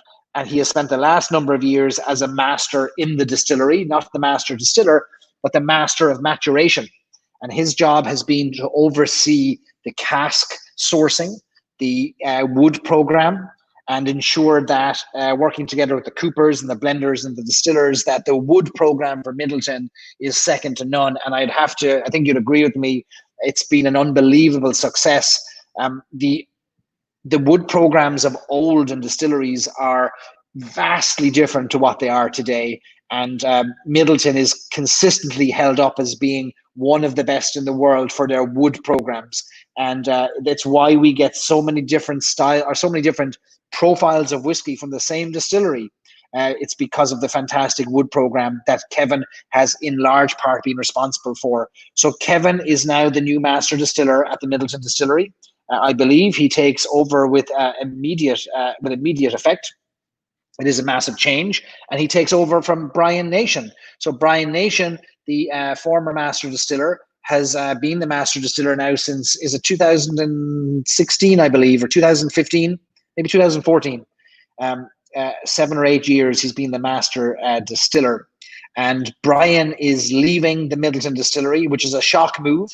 But I suppose when you reach the pinnacle of your career at the young age that he did, where do you go from there in Ireland? It's a small country relative to the whiskey world generally.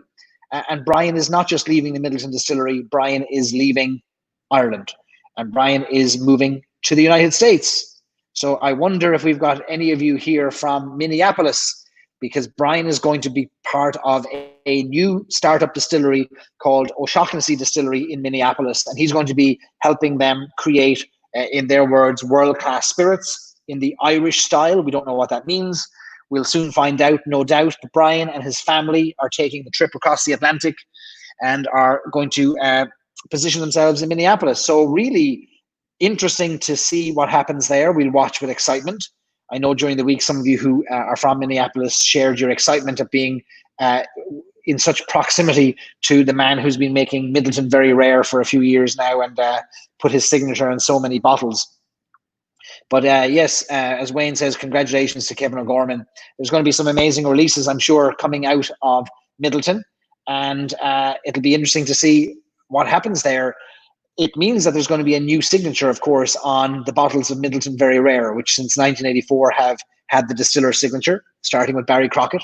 So there's only ever been 2 distillers responsible for Midleton Very Rare. Barry Crockett from 1984 up to, I believe, 2014 was the last one. I could be corrected on that. I don't know exactly.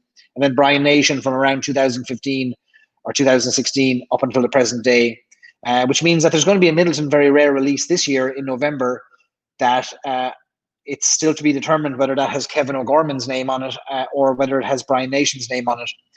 Of course, the master distiller's signature on that doesn't mean they were the ones who distilled the spirit in there, because of course Brian Nation inherited aged stock that Barry Crockett distilled, and now Kevin O'Gorman is inheriting aged stock that comes from both Barry Crockett and from Brian Nation. So really interesting to see what happens in the world of Midleton whiskey there, and I know a lot of you are excited to see what happens. Sheng there is an hour from Minneapolis, so excited to see what happens. Yeah, it's going to be really interesting. We'll try and get hold of Brian at some point. We'll let him settle into the United States, but we'll try and get him on either a live stream or a podcast, or we'll make a trip to Minneapolis and have to sit down with him. But you'll be sure that we'll do our best to hear from him what he plans to do. He's a little bit more media shy than the others in the Midleton distillery were, and so it's not often you get to hear from Brian Nation. But maybe we will now that he's moved over to the United States. Stewie asks if I think they'll do a legacy for Brian. So when Barry Crockett retired, of course, they came out with a bottle to commemorate or to honor Barry Crockett's contribution to Irish whiskey, which was a massive contribution. Really, the survival of single pot still whiskey as a category. I think we could give that award to Barry Crockett, and he was honored with a bottle of Barry Crockett Legacy from Midleton, which has his name on it. And I don't know, it'd be really interesting, and I think a lovely fitting tribute to Brian Nation, who's given many years of service to the distillery, to give him a similar tribute. It would be lovely to see. I hope they do something like that, because he's given many years. 23 years he worked for Midleton Distillery, which is a long time for anybody to work anywhere. So Dave says perhaps some more American pot still. You never know. You never know. Joe's got the exact details here. Thanks, Joe. Barry retired in 2013. Okay, great. And Brian took over as master. But very sad to see him go, but the whiskey is being left in safe hands. Yeah, Kevin O'Gorman is a legend in the Irish whiskey world already. A knowledgeable, very competent master in his own right. Was a distiller in the past, and so it's exciting to see what he's going to do, and we'd be excited. And it's good to see distilling in Cork hands. You can't beat a good Corkman. Okay, so Peter asks, what's my favorite book to read on pot still whiskey? There's only one book that you need to get. I'm going to type it in here, and if you find it on Amazon, it's called A Glass Apart. I'm going to put it up on the screen for you. This is a book about single pot still whiskey, Irish single pot still. It's written by Fionnán O'Connor, and Fionnán is probably the world's leading expert on Irish pot still whiskey. So that is the book you need to find. It is available on Amazon and in other good bookstores. It is a remarkable. It was written now a few years ago. I think it's written maybe 8 or 9 years ago. It's going back quite a bit. There's been many developments in the pot still world since, but it's got great in-depth analyses of the historic styles of pot still whiskey and how the likes of red breast and yellow spot and green spot stacked up against those historic styles, and it's just an amazing book on pot still whiskey. I don't have my copy here. I have it in Ohio. The only challenge with that book, and many people have said it before me, is that the print is so small that you'll need to be beside a window and you'll need to have binoculars with you to read it.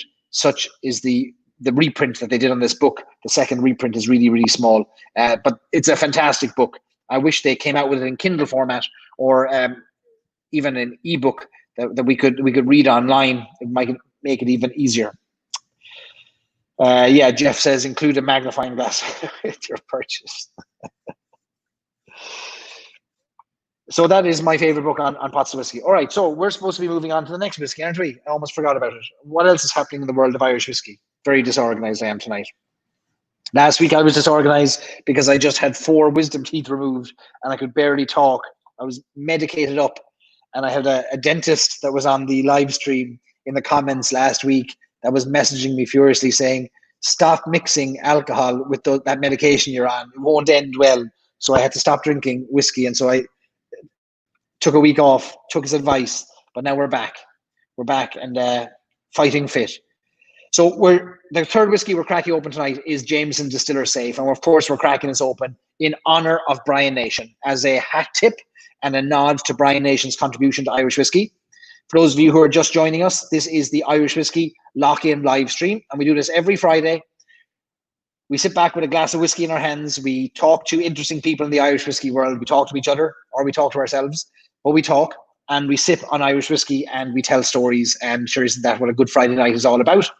And the third whiskey that we're drinking tonight is Jameson Distiller Safe. It's part of the Makers series from Jameson, and an experimental release, I think you could argue it was, when it first came out in 2016. It is one of three whiskies. I have the others here somewhere. Yeah, Blender's Dog. Let me grab the other two.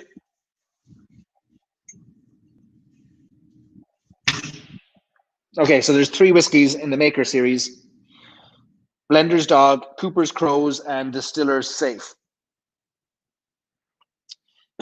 And each of these whiskies was released to showcase the particular craft of each of the masters that they represented. So with Blender's Dog, the idea here was that the blender, Billy Lighton, would suggest the whiskies that should contribute to what he would consider a great representation of his craft.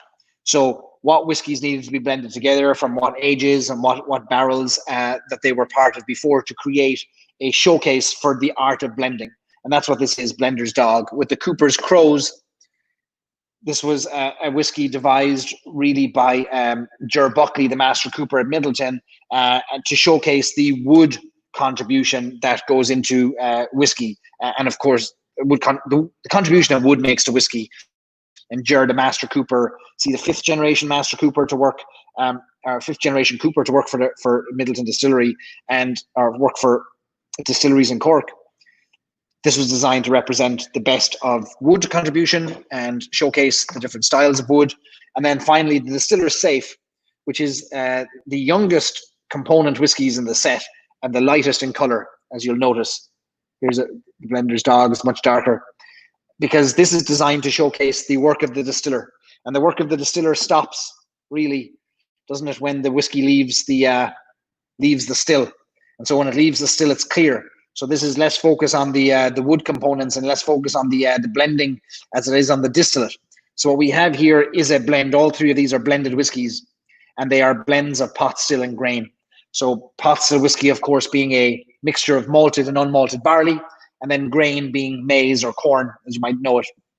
In this case, what we have here is the youngest of all of the three, and the component whiskies are aged between 4 and 7 years of age, which is relatively young. Certainly relatively young for a whiskey.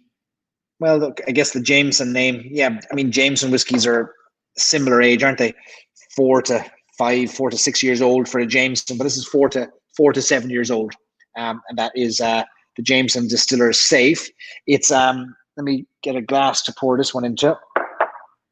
Of the three, it's not my favorite. My favorite is the Blender's Dog. I find the Blender's Dog to be the most complex.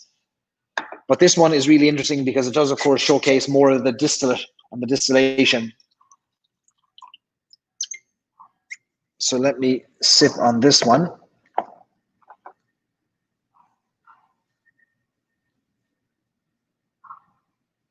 Okay, so this is a much light nose, kind of, you get some fresh sugar, barley on the nose. Yeah, you get that tropical fruitiness, kind of typical of a lighter floral grain whiskey. And then on the palate,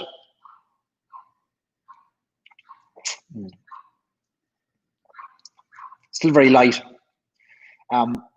creamy, a little bit creamy, pot still creaminess kind of creeping through, very sweet. Some apples, some pears maybe in there. Try again.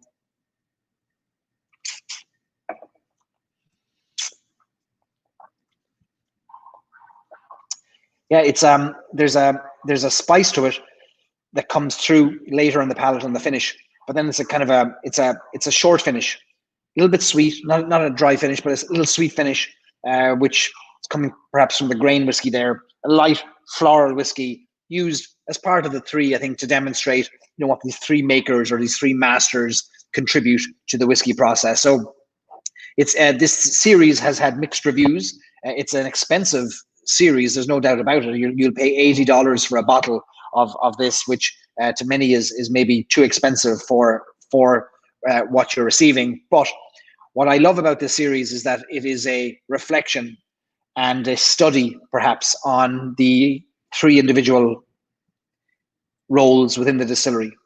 And I've often shared this story. When in 2016 I visited the gift shop in the Midleton distillery, and I was there with a friend of mine, and the two of us, this was before I really got into whiskey, so that's going back only 4 years. I didn't know a lot about Irish whiskey at the time, and my friend and I were wandering around the gift shop in Midleton, and we were looking pretty curious and big wide eyes on us and seeing these amazing whiskies behind the cabinets.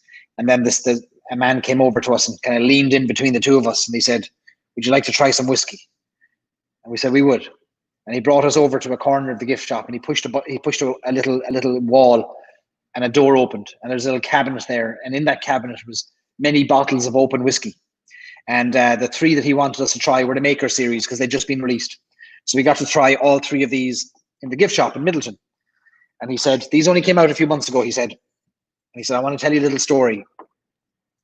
He said, "The men behind these are very competitive in their own craft and distilling and blending and coopering." And he said, "Each of them wants to be the best at what they do."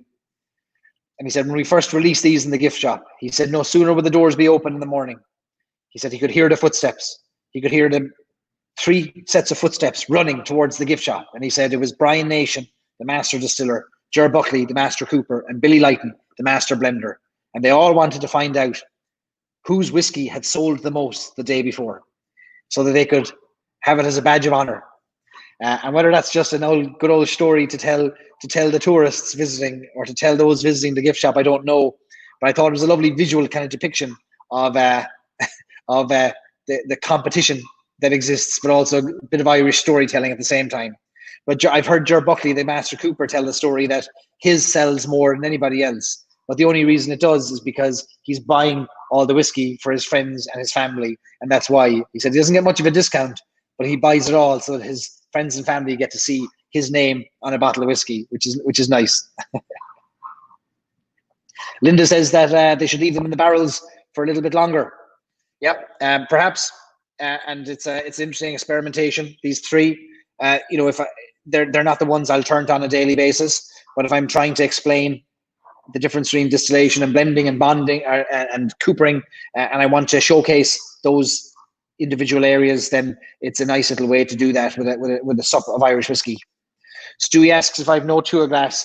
I'm looking over the camera right now, Stewie, at 96 tour glasses that have the new Stories and Sips logo, that have a gold rim on them, that in the next 2 weeks we're going to release, and we'll have them on the Stories and Sips website, together with a whole rebrand for Stories and Sips and new events and new tastings and things coming up soon. So yes, I have this is a Sonny Malloy's crystal dingle, or Galway crystal, that came with my Sonny Malloy's red breast. But nice. I like a nice heavy glass every now and again for drinking my whiskey.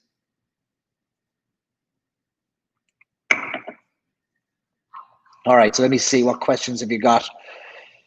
Which one is my favorite? Dave asks. For me, it's the Blender's Dog, which I don't believe is the oldest. I think the Cooper's Crows has the oldest components, but Blender's Dog is the most complex for me. And I've had tastings that I've done, Dave, where when I put this head to head with Redbreast and Jameson Black Barrel and other Irish distillers' whiskies, Blender's Dog has won out and been voted the favorite.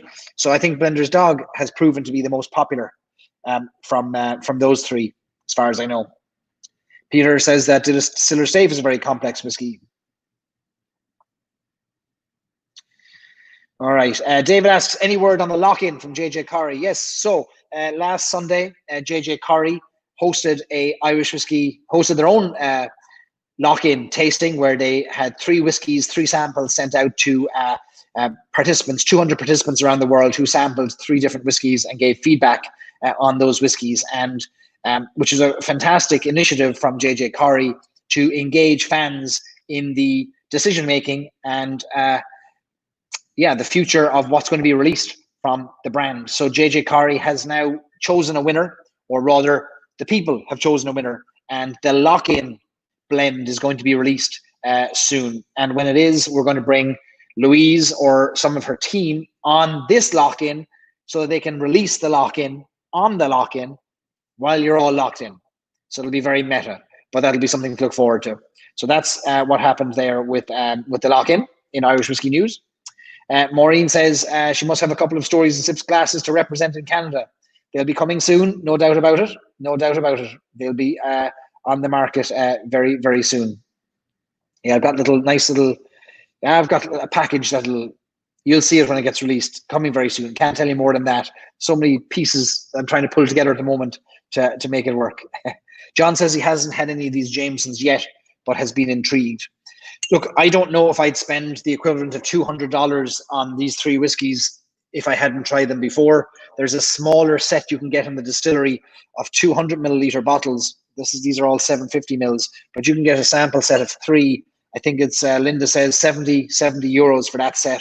That would be the way I'd start it if I was you, John, because otherwise, yeah, you might spend a lot of money and you might discover you don't love all of those whiskies. They are divisive, I would say, certainly very divisive. But I think in any case, we'll raise a glass to Brian Nation. We'll wish him well and bon voyage as he takes his family across the Atlantic. No small trip, as I well know, and many of you do as well. But it's interesting to see what he'll come up with. And I wonder, does that suddenly make this more collectible now that there is no more Brian Nation in the Midleton distillery?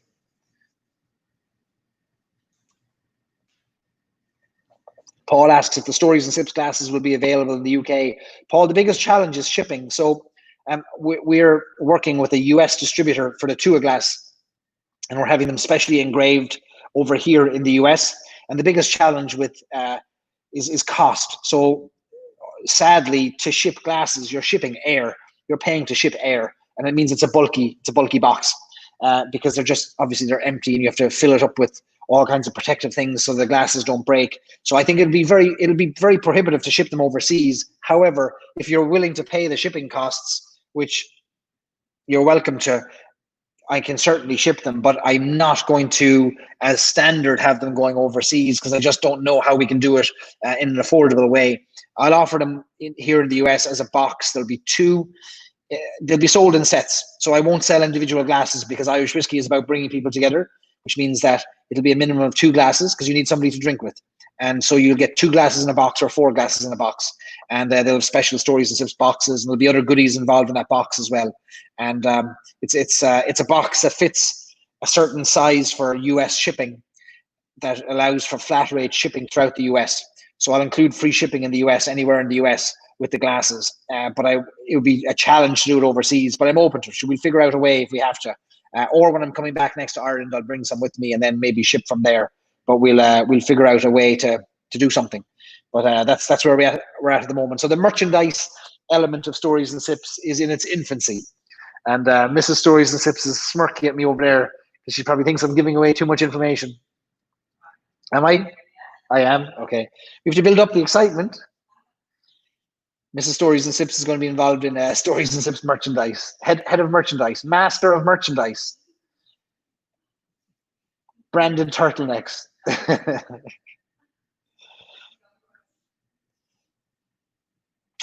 Ed asks, so they ship to the US and then they get embossed and shipped back where they come from.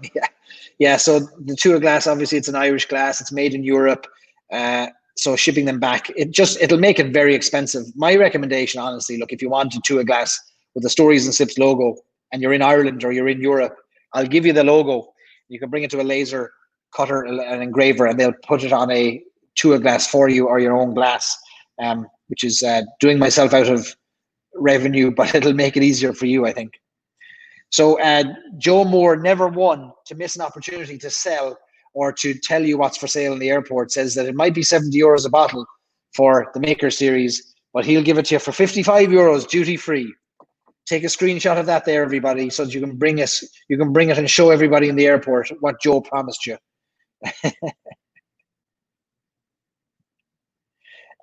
Stewie's got a question, and Joe, you might be able to answer this question from the airport. Did I hear the airport bold, lively, and what's the other one, is the same as these? So there's a deconstruction series which deconstructs Jameson, I think, and it's travel retail only. It's only for sale in the Irish airports. I've never tried any of these. Bold, lively, and something else. 3 white boxes. Joe, you might be able to answer that question better than I could. Chris says, Stories and Sips turtlenecks. Oh, Mrs. Stories and Sips is monitoring the comments, doing market research. This is her data gathering to see what we'll sell.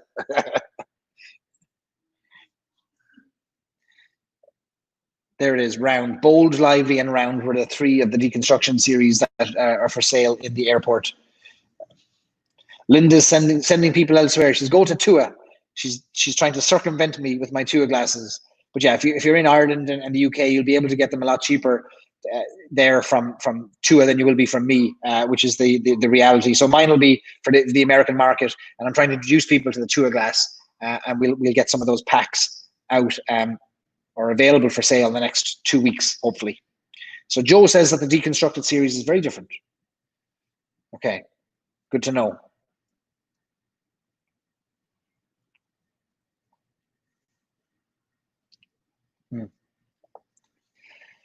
I must really be in the mood for whiskey tonight, though, because all the whiskeys that previously wouldn't have been up very high for me, including the Distiller Safe, to be quite honest, is going down a treat. It might be because I'm a week without whiskey and I'm suddenly realizing what I've been missing. But the Tullamore DEW 14-year-old, the Distiller Safe, they're going down an absolute treat tonight. It's interesting, this Distiller Safe, which is a showcase of distillation, is remarkably non-distillate forward. I'm getting more of the fruit and the grain, of the fruit from the grain, than I am an ethanol or a kind of an alcohol heat. All 43%. Interesting. Steve says, get a Stories and Sips cask for Bushmills and we can all sample. Well, you've let the cat out of the bag. There may be something in the future, a Stories and Sips cask. We're talking to a couple of distilleries at the moment about something that we are going to try and do something exclusive. And if we do, it'll be something that we can hopefully get to the United States as well. So we're working on something there. These things take months and months and months. It's nothing in whiskey is fast, is it? So these things could take time, but I have a cask myself right now, a pot still cask that has only just been laid down in West Cork, in West Cork Distillers, single pot still. And that'll take years and years to mature. So there'll be no sign of that hitting a bottle for the next 6 or 8 years. However, there are other distilleries that have older stock that are looking to partner up and perhaps introduce that stock to an audience. So we're talking to some established distilleries to help us perhaps come up with a Stories and Sips bottling. Lots of exclusives here tonight. For those of you who've been here since the start, you heard about Tullamore's pot still whiskey. You've heard about, well, Brian Nation isn't an exclusive, but is to some of you. It's news to some of you. And now Stories and Sips merchandise, Stories and Sips cask. Who knows what's going to come next? Stories and Sips turtleneck. But yeah, we're going to try and work on something for Stories and Sips for members of the Irish Whiskey Fans of America Facebook group and fans of Stories and Sips, and those who just like to have good whiskey, I think should participate, and we should have something for you to participate in. And plus, we're building an amazing community here. Those of you, I see so many of you turning up week after week, and it's honestly, it's a privilege for me. It's an absolute honor that I get to sit and drink with you all, and I see your names, and at some point in the future, I'll see your faces, and I'll get to hang out with you all. But we should have something to bring our community together, be it our glasses or our whiskey, and things that kind of unite us as a community. So I'm looking forward to finding ways to do that through events and glassware and whiskey and things over the coming years. So we're only getting started here. We're only scratching the surface. Whiskey is a patient person's game. So we'll take our time with it.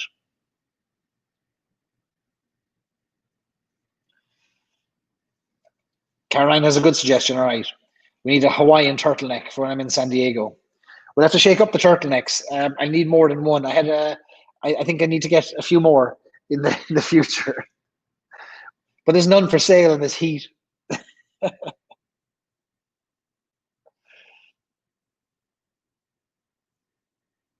Ashley needs to get, I think, a Tully cider finish. Those ones are out there. Stories and Sips turtleneck blend. Now we're talking. Now we're getting into some branding there. Ed, he's hopping on it there now. He knows what he's talking about. Richard says, bring some of the glasses home. I will. And we'll do some giveaways once we get them released. We'll release some for giveaways. I'll do some. I've got some plans for giving some away to get the ball rolling, get them into people's hands. Sure, look, it's all a bit of crack, isn't it? We have some nice glasses, nice whiskey, enjoy ourselves. Stephen didn't expect me to take that bait on the cask, did you? Yeah, we'll try and do something. There's a really interesting distillery that we're talking to at the moment that have some really interesting old stock, put it that way. And if we were lucky enough to get hold of some of it, we will release it. Stewie is still drinking his Phoenix 55%. So I have not ever tried Phoenix 55%, and shame on me. And I was getting thirsty when Donna was talking about it, and she mentioned how she's found it in some stores in California. You'd be amazed the dusty old liquor stores and delis that sell liquor here in Southern California. I found a Redbreast 12-year-old cask strength from 2014, really sought after one, sitting on a shelf in a deli, like behind a deli counter, covered in dust. And this is typically a $99 bottle, but this 2014-year-old is very sought after. I think people are paying $600 and $700 for this bottle. It came in such limited supply, but it speaks to how there are some unusual bottles find their ways onto shelves in liquor stores and cafes and delis, and they'll sit there for years and years and years gathering dust. So, like in our apartment building downstairs, there's a cafe, and on the shelf they have the original Redbreast 21 box. So it's been sitting there for 10 years, 15 years, maybe not 15 years, 10 or 12 years, maybe a little bit longer. It's been sitting there. But they've a price ridiculously at $400 or something ridiculous. But in any case, if you want these older bottlings, you can sometimes find them in obscure places. But I'm going to keep an eye out for the Phoenix because 55% is a tremendous ABV to have a whiskey at. And we don't see enough cask strength whiskies. So that's an interesting one. Ed asks, what's the mash bill of my cask? 50-50, Ed. 50% malt, 50% unmalted barley. Ed Powers, 25 years in ad agencies. All right, Ed's going to be the man that's going to come up with the branding for our bottles and the turtleneck blend. Diarmid is joining us from Donegal. It's very late in Donegal now, almost 2 o'clock in the morning. I'm glad you enjoyed yourself. Yes, the distiller safe. I should put it up here. I'm still sipping on it too. I'm actually really enjoying it, but I might now in a minute go back to my Tullamore DEW 14-year-old. All right, let's be educated by Joe Moore, our legendary Dublin Airport representative. So Joe is sharing with us what the Deconstructed series is. It's original Jameson stripped down to its key components. So there's 3 components: lively, bold, and round. Lively focuses on the grain, bold explores the pot still, and round shows the influence of the cask. Travel retail exclusive, which has sadly been discontinued. So that's really interesting. The problem with these bottles, like the Maker series and the Deconstructed series, is that they're too big. I don't think I want 750 milliliters of each of these, which is why I'm excited that they had the 200 milliliter set of these. But why can't we get more miniature sets? Maybe it's a cost thing, or maybe, yeah, there's more revenue to be made for getting the big bottles. But if I was able to get a miniature of every single whiskey that came out, I'd be able to try it, understand it, decide if I want to buy the full bottle, as opposed to never trying the full bottle because I never wanted to risk the money. So I'd love to see more brands coming out with more miniature bottles and getting them sent all around the world so that people can try them and taste them. It's holding back brands, I'm telling you, from people investing in them. All right, Peter's going to send some turtlenecks from Ireland. Great stuff. Well, I'll be keeping an eye on the post for some turtlenecks coming in there. So Cassandra found almost an entire case of the Tully Phoenix at a bar she was helping rebrand. Fair play to you. It took 2 bottles in lieu of some payment. Good for you. Good for you.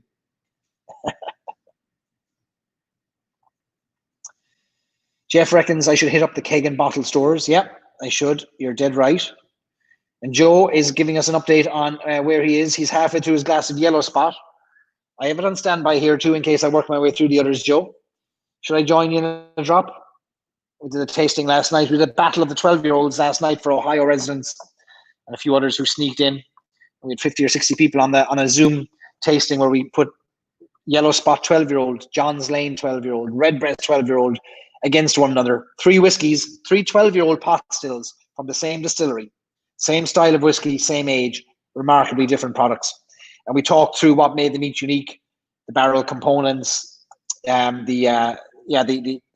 long they've been in each type of barrel, the types of barrel, the type of pot still, etc., the vatting that takes place, and how they ended up becoming the whiskies that they are. And we had everybody vote on their favorite of the 3, and Redbreast 12-year-old won it.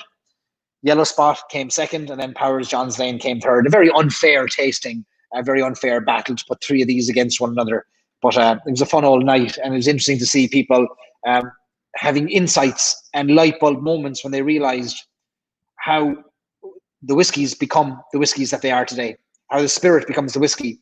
And I've shared this many times for those of you who've been on this before and have been to my tastings, the lovely, romantic, poetic line that assistant blender at Midleton, Dave McCabe, shared with me one time. We were sitting down having a whiskey, and he said, when the whiskey leaves the still, when the spirit leaves the still, it doesn't yet know what whiskey it's going to become.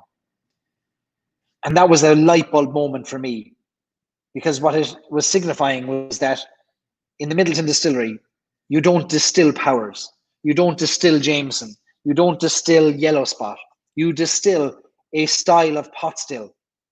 And that pot still, over the period of time that it matures in the various barrels that it finds its way into, eventually finds its home in one of the brands. Or it may never find its way into a brand. But in any case, the journey after distillation determines what it becomes. Some of that pot still becomes a Yellow Spot, some becomes a Redbreast, some becomes a John's Lane, etc. Interestingly enough, there are many barrels of whiskey in the Midleton warehouses that have not found a home, that can't fit in any brand.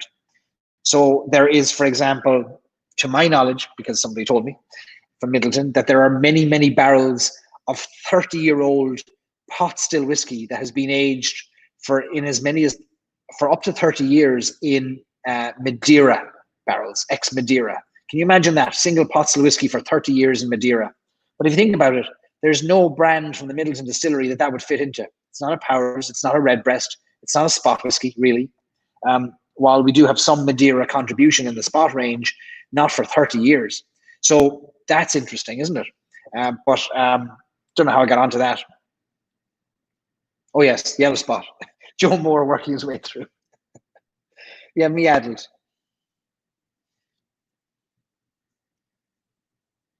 Okay, let me see. Johnny's going to start window shopping. Yeah, you should, because there's some real deals to be found in smaller liquor stores and smaller cafes and bars and places that are probably bought this thing when it was first released and haven't been able to sell it.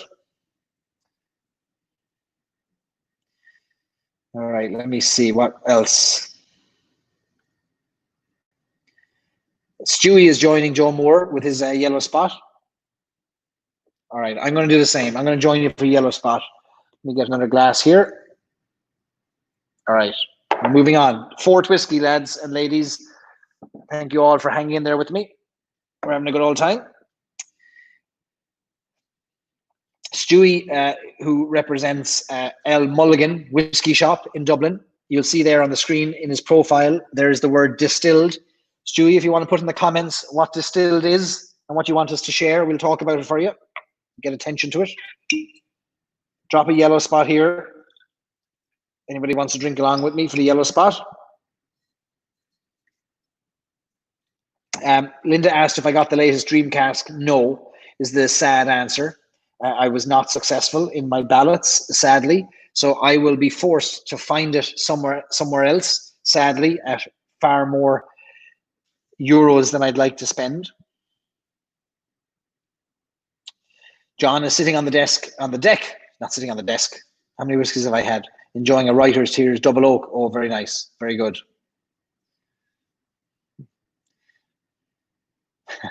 Ed Powers, because of his name alone, reckons that our battle of the 12-year-olds was fixed.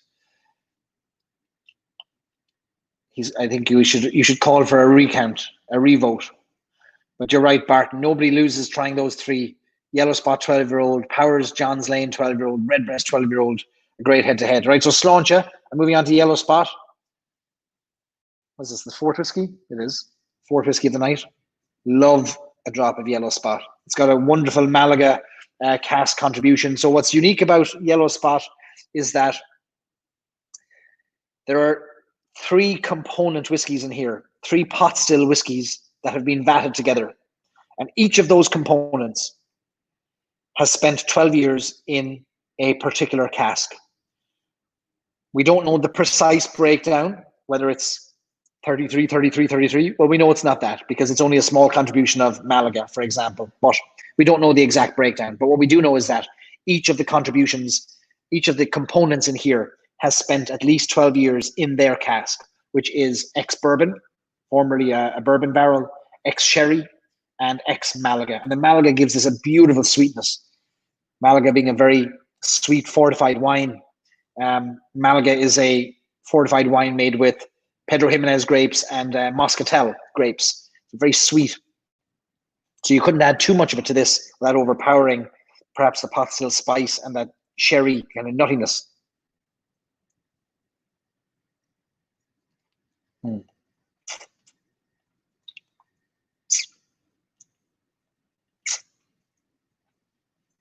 Oh, I love yellow spot.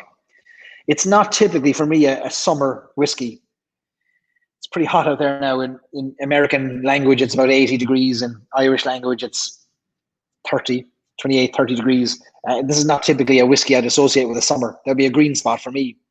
But this is a lovely whiskey that I associate with leather armchairs and cigars and chocolate, but has a sweetness to it. So you'd also get some of those flavor profiles with the Powers John's Lane, which would be more of an earthy, dark fruit, chocolatey, raisin, sultanas. Yellow spot then brings in that, but also dumps in a wheelbarrow of red apples on top of it. So you get some orchard fruits on top of it as well. Lovely sweetness from the Malaga.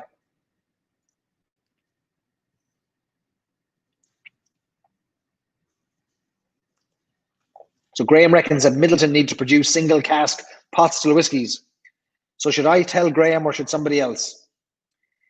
There are actually many single cask pot stills, Graham, that come out of Midleton. They're just they have the name like Redbreast single casks come out of the Midleton distillery. They find their way to places like Sonny Malloy's Bar in Galway has their own Redbreast 16-year-old single cask. The Palace Bar in Dublin has a single cask pot still whiskey. Midleton itself, there's a Midleton very rare single cask that is a pot still whiskey. There have been some occasional releases over the years that have had the Midleton name that have been single cask pot stills as well. What am I missing? Sure, I'm missing a few. Oh yes, Powers. Powers have single cask pot stills as well. So there are a number of single cask pot stills that come out of Midleton.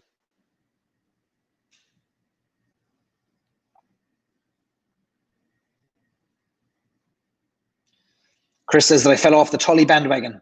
I'll go back on it now for the 5th whiskey. I'll go back to Tullamore DEW 14-year-old. But I'm enjoying the crack here. And there's no signs of slowing down tonight. Sure, we'll keep the crack going, will we? Mrs. Stories and Sips is working quietly in the corner there. She doesn't hear me. As soon as she winks, I'll know it's time for now game of cards. And then it'll be game over here. But she will sip away for the moment. Oh. So Ashley says he's going to have to get a Friday night off so you can dram with you all. So Ashley, I believe you join us from work at night in a hotel in Dublin. Is that right? Thanks for joining us. I'm delighted to see you coming in here and sipping along with us. I know you've been off for a few weeks there, so thanks for jumping back in. Peter says, I'm on my 4th whiskey. What secrets will I spill next? Yeah, I'm loose lips, sink ships, but the whiskey's been flowing, so we're sharing some stories here. Oh, Mrs. Stories and Sips has the headphones are off now. She's listening in.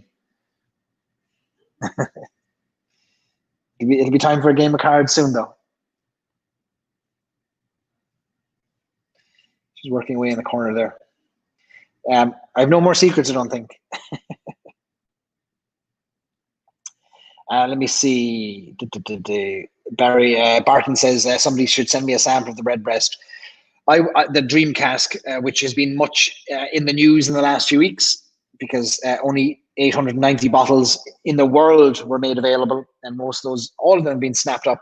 Don't worry, I will get hold of Dream Cask. I have many irons in the fire, and one of those will prove to be successful, and I'll get hold of it. There's not a dream cask that I haven't got hold of yet, and each time I've got hold of it, I opened the bottle and I drank it, and I don't want this to be any different. So I love to see the best of anything. If you told me that the best chess player in the world is going to be over here tomorrow, I want to go see that chess player. Or the best any kind of music, this is the best heavy metal player. I want to understand it, and that's what I feel like with Dream Cask is. It's the best redbreast.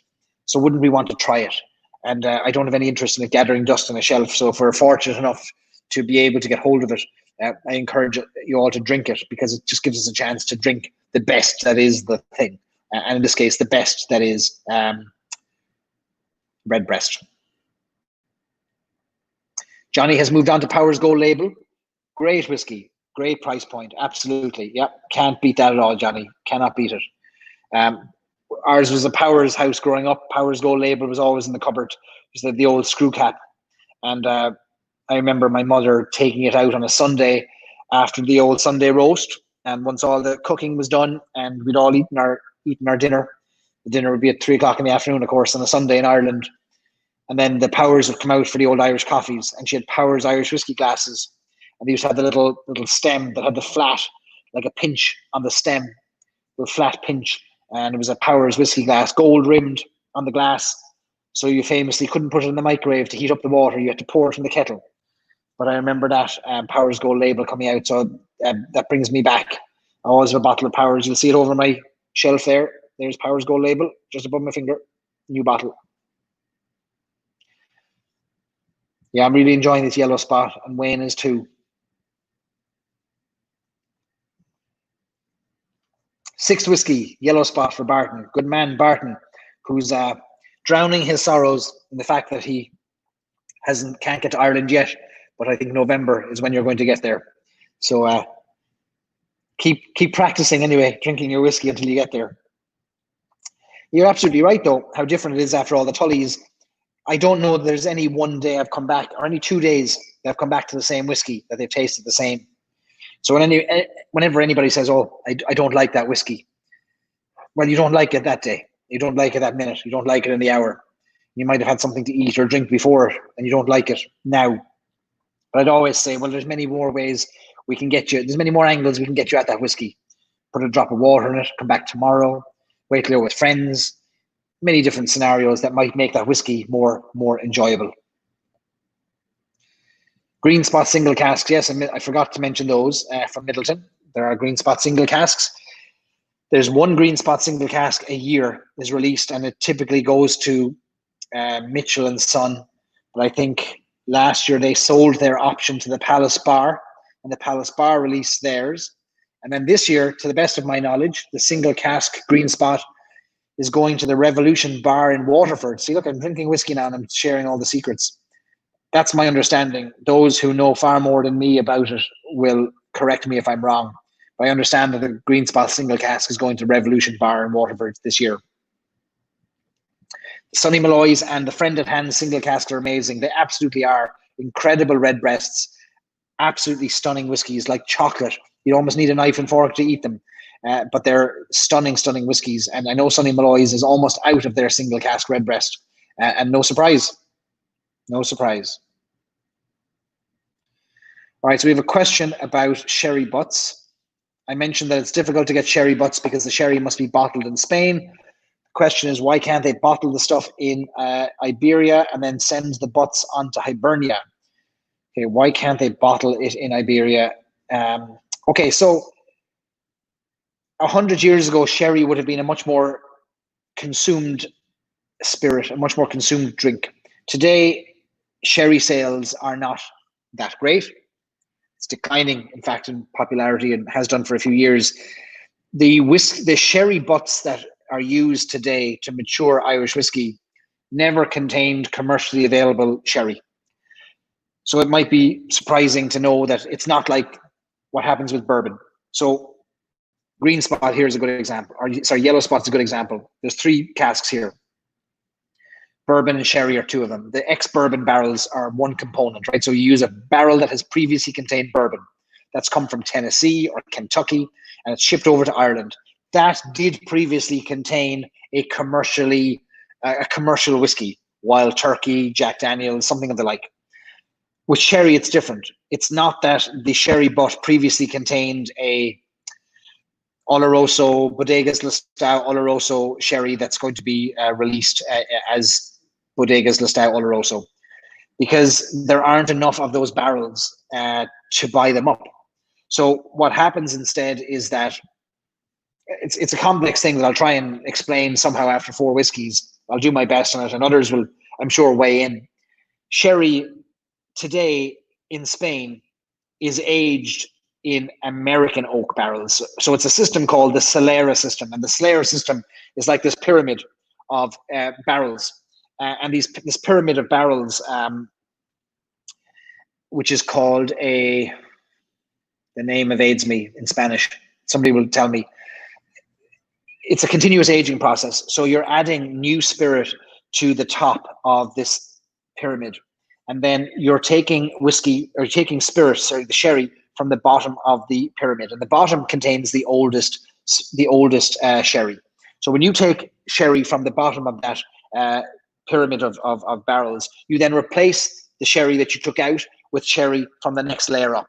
And then when that needs to be replaced, it's replaced with sherry from the top layer. And then when that needs to be replaced, it's replaced with new spirit that becomes sherry. So that aging takes place through predominantly American oak barrels that are used there for 70, 80, 90 years. And American oak is better for long-term aging. Spanish oak is not as widely used anymore, but there is European oak, sometimes Spanish, sometimes Romanian, other parts of Europe. It is commissioned, barrels are commissioned by distilleries like Midleton. So the distillery in Midleton, they'll ask for a sherry butt to be manufactured, to be created. Trees will be cut down, the tree will be carved up, quarter sawn, the wood will be laid out to dry out until it reaches a certain percentage of moisture that allows it to be better worked. I think it's 14 to 18% moisture that then goes to the cooperage, where the cooperage turns it into a barrel. That barrel then becomes a sherry butt. Into that sherry butt goes a sherry, could be Oloroso sherry. It might not be the commercial grade, but sherry goes into that for a period of 2 years or so to season the barrel. It doesn't mean there's long-term aging of that, but 2 years has a contribution where it softens some of the wood impact, and it also imparts some of the wine, the fortified wine that you want in that wood. After 2 years, the barrel is emptied. That sherry is not sold on anywhere else. Instead, I don't know what they do with it, whether they turn it into balsamic vinegar or something, but then that sherry butt is shipped to Midleton. And then it is in Midleton where new make spirit from the still goes into that barrel. Spirit that has previously been in bourbon barrels goes into that sherry butt, and it continues its aging.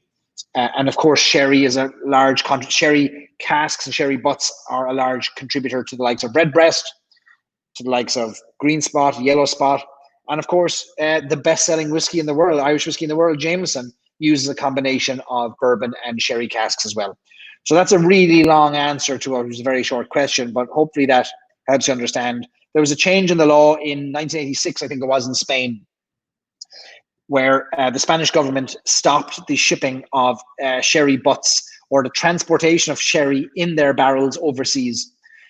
And because that was originally how Irish and Scots would have come across the barrels to age whiskey. It was sherry that had come to Ireland and England and the United Kingdom, was bottled in the United Kingdom, in the British Isles, and then Irish whiskey or Scotch was put into those barrels. Today, there's no barrels full of whiskey or full of sherry making their way from Spain. It's all bottled in Spain. That means there's no barrels making their way that previously had held commercially available sherry. That's my 4 whiskey in answer, which hopefully answers that for you.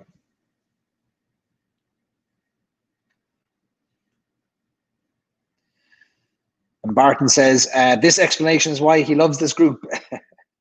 I've said this before, I'm not an expert, I'm not an academic in whiskey, I'm an enthusiast. I had a question like that before and I asked somebody else, and then I learned, and then I share it with somebody else, and that's just how it goes. Solera system, yeah. So Graham is weighing in on that as well. Yeah, exactly what we shared there. So sherry flavored casks, or as they call them in Midleton, sherry seasoned casks.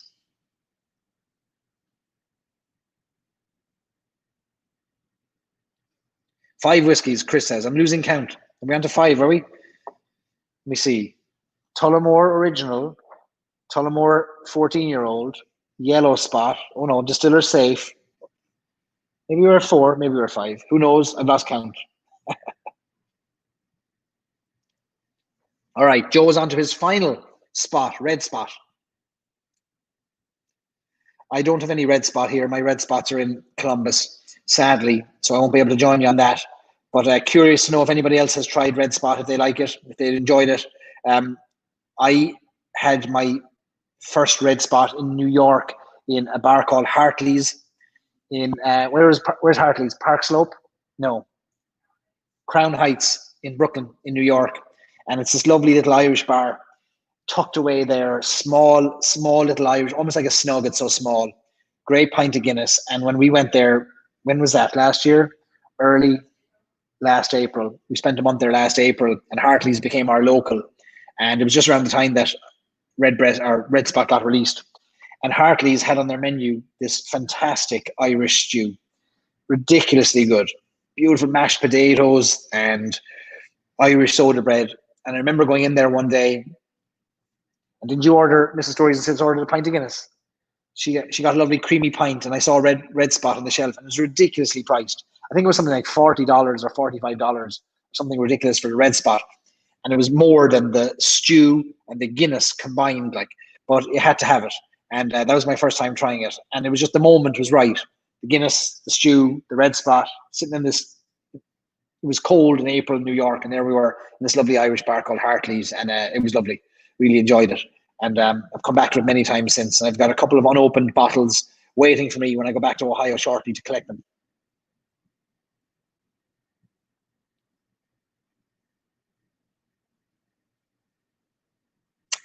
All right, so Stuart has shared with us, there's an El Mulligan is one of a number of great whiskey shops that are in Dublin, Irish whiskey shops, and they're very knowledgeable. And I've gotten to know Stuart over the years, and he's a gentleman, and he was a man who, when I first met him, we went out for drinks in Dublin after Whiskey Live a few years back, and I was admiring all his whiskey pins on his lapel, and I pointed to the redbreast pin, and I said, "That's a lovely redbreast pin you have there."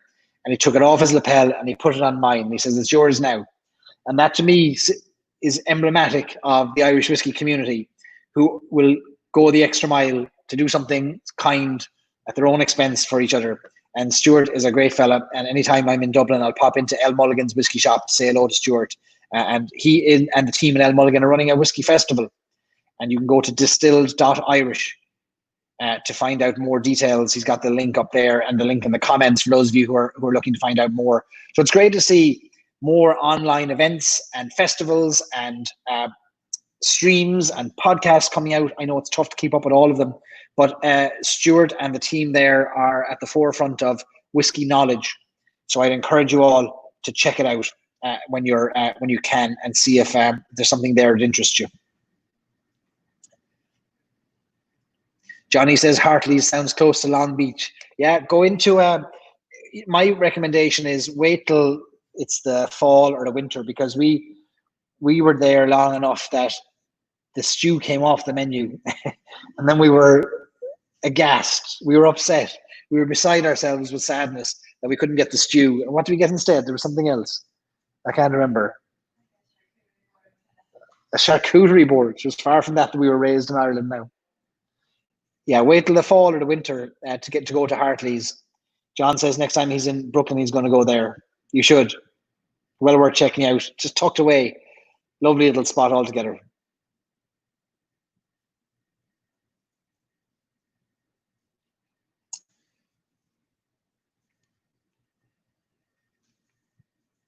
We can all meet for stew and pints and drams in Hartley's.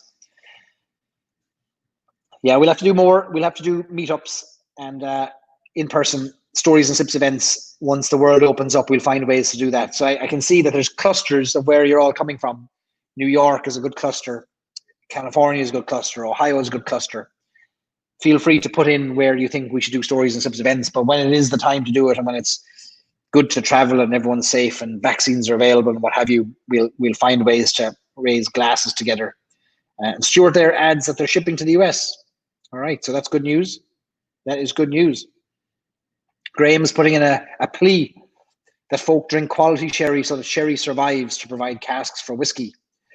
That's a great point, Graham. And I have on my list, I've mentioned it to Mrs. Stories and Sips recently, that I want to clear my calendar one day and just sit down with a bunch of sherries and work my way through them and research them and read about them and understand them and taste them, because sherry plays such a massive role in Irish whiskey and has done for many, many years, that I want to learn more about it. And the history of the Spanish and the Irish and the connections between both countries goes way, way back. Didn't they try and invade us there for a while in the 1500s? But we have many other great connections, and I think it's a day I want to spend, just me and some bottles of sherry. So if you have any recommendations on the ones I should try, I'd love to hear about them. Peter reckons we should come to Colorado. Yeah, there's a few of you up in Colorado.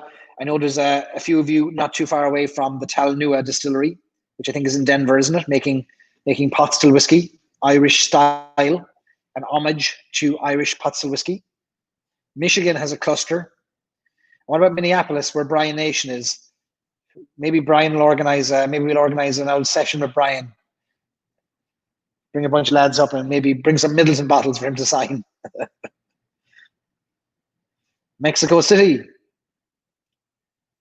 Dermot, I think we've chatted about that, haven't we, in the past? We're coming down to Mexico and doing an old tasting. I'm about a 20-minute drive from the Mexico border here in San Diego at the moment, but Mexico City is a bit further away. But the Mexicans and the Irish, of course, have a great old history as well. Oftentimes, did the Irish fight alongside the Mexicans?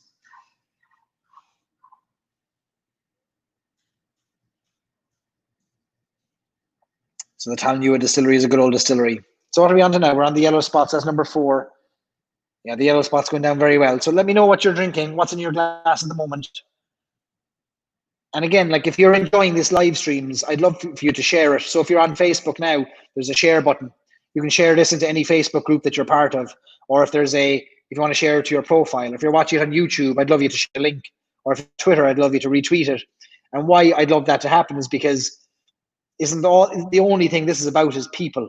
And the more people that join in, the better.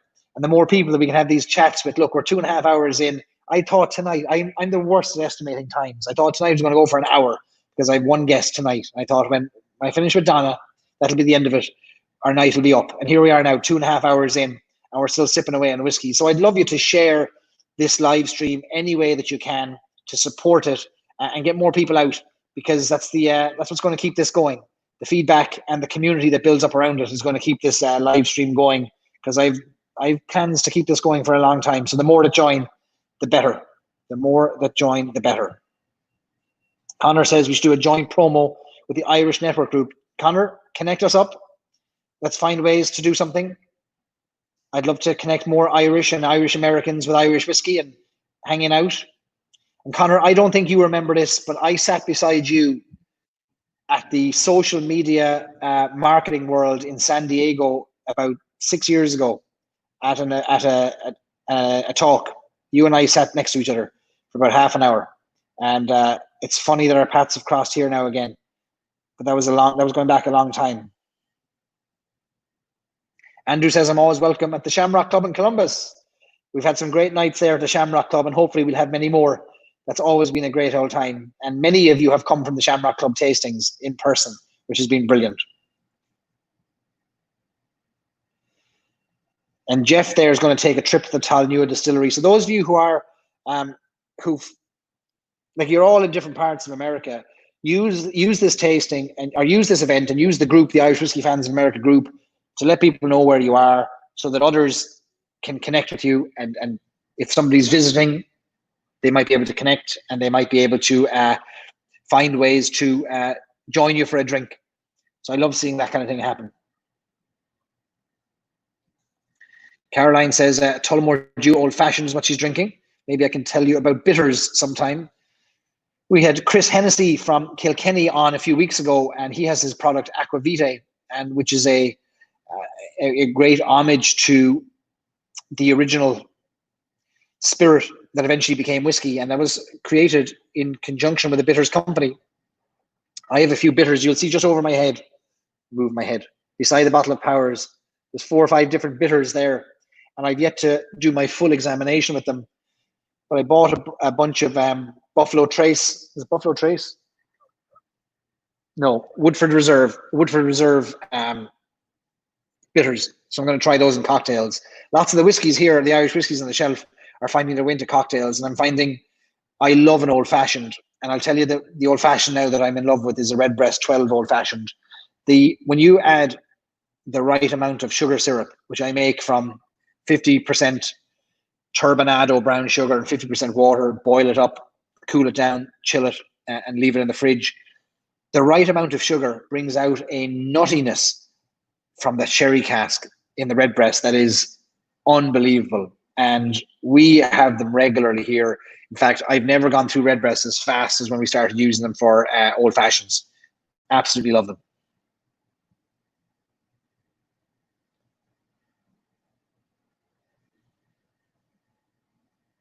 So John has moved on to some Henry McKenna 10, bottled in bonds, cheating on the Irish, but named after a good Irish immigrant that distilled bourbon. John, feel free to share any links you might have about that. I'd love to learn more about that. We'll check in the comments later. Graham asks if I've tried the range of sherry styles. I'd say no. I've tried Oloroso sherry, and I've tried Pedro Jimenez, PX sherry. I've not done a proper sit down and understanding and learning about what they are, and I think my experiences with sherry would not be conducive to a good education at all.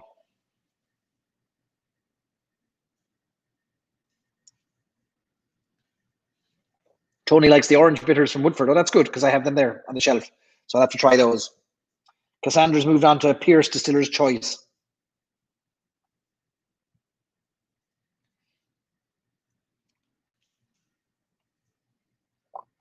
Linda, I can't believe you're still up in Ireland. It's 2:25 in the morning. Have you no home to go to? Very late in Ireland. It's great to see so many Irish hanging in this late, which is both surprising and amazing at the same time, isn't it? So yeah, so we're getting close to the end now, 2.5 hours in. That's a good old tasting, I'd say, a good old event. Let me see, what have we got coming up in the Irish whiskey world? So next, I've got a couple of things coming up in the live stream that may be of interest to you. We're not far away from July 4th, which here in America is a big celebration. And one of the things I'm going to do leading up to July 4th is I'm going to do a battle. I'm going to do a battle between Irish whiskey and bourbon. So I'm going to be bringing on a certified bourbon steward who's going to go head to head with me as I preach the qualities and the qualities and the standard and the style and all the benefit, the good things to do with Irish whiskey. And she will do the same for bourbon. And we're going to have a judge, an arbitrator in the middle who's going to decide who has made the best case, whether Irish whiskey is the one or bourbon is the one. So we're in the works of planning that between now and July 4th. That's going to be one of the upcoming live streams, a battle between Irish whiskey and bourbon. So that's going to be interesting. I just noticed there that Shimini is in Norway and it's 3:30 in the morning. I can't believe you're still with us. Fantastic. So that's one of the upcoming live streams in the next few weeks. Another one we're going to do, I think that this is going to be next week. I'm going to be joined again by Michael Cowman, who is the Prince of Paddy. He works with Paddy Irish Whiskey in Ireland, but Michael is a knowledge on Irish whiskey and distilleries as well. And we're going to do a whiskey tourism episode next week where we visit the visitor centres of a number of Irish whiskey distilleries. So the visitor centres in Ireland are starting to open up again. Teeling are opening up at the end of this month, and many more I hope will follow suit and will be able to follow suit. So we're going to take tours virtually around the visitor centres, talk about what you should look out for, what's good, what to check out. And there are many visitor centres in Ireland now, so we will do a tour of those over the next few weeks. There'll be a 2-part live stream. And we have some other interesting live streams planned that might take place at different times. So there'll always be the Friday night lock-in live stream, or we may have access to some special Irish whiskey guests in the coming 3 to 4 weeks. And we may have to fit in with their schedule in the middle of the day, American time. But if we do, I'm telling you, it'll be worth it, because we're going to get some amazing conversations when that happens. So just stay tuned. If you're not part of the Irish Whiskey Fans of America Facebook group, I really recommend that you join. I know there are many of you. We're almost at 5,000 members. We'll probably hit 5,000 members in the next week or so. Irish Whiskey Fans of America is our Facebook group, where so many of you join in on a daily basis, chatting, sharing the crack, asking questions, which is we're having great fun in there. No selling, no spamming, no memes, just good old conversation. And you know, we can say if there's no assholes, because we don't allow that. We just have good conversation in there, and respectful. And it's a great split of male and female, men and women, different backgrounds, of different levels of interest in Irish whiskey, and different stages of the journey, which is something I'm always interested in learning more about, where people are in their journey. So I do encourage you to join in the Facebook group if you're not already part of it. So Caroline says, first it's red-based cocktails, now bourbon versus Irish whiskey. What's the world coming to? Well, the world is changing very quickly in front of our eyes, Caroline. I think you'll agree. We can't tell from one day to the next what's happening in the world. It is a very different world, and we're going to embrace it and make the most of it. And I hope you're all along for the journey as well. Shamini says, we're stuck with her now. That's grand. The more the merrier. Tell all your friends, tell all your Irish whiskey fan friends, or those who love Ireland, to join us every Friday night, midnight Irish time, 1 a.m, I guess, Norwegian time. It is Norway you're in, is it? Let us know whereabouts you are exactly. We've spent some time in Norway and have loved it.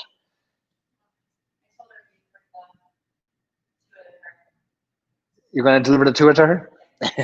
Mrs. Stories and Sips is going to deliver 2 glasses to Norway. We spent great time in Bergen and Oslo last summer.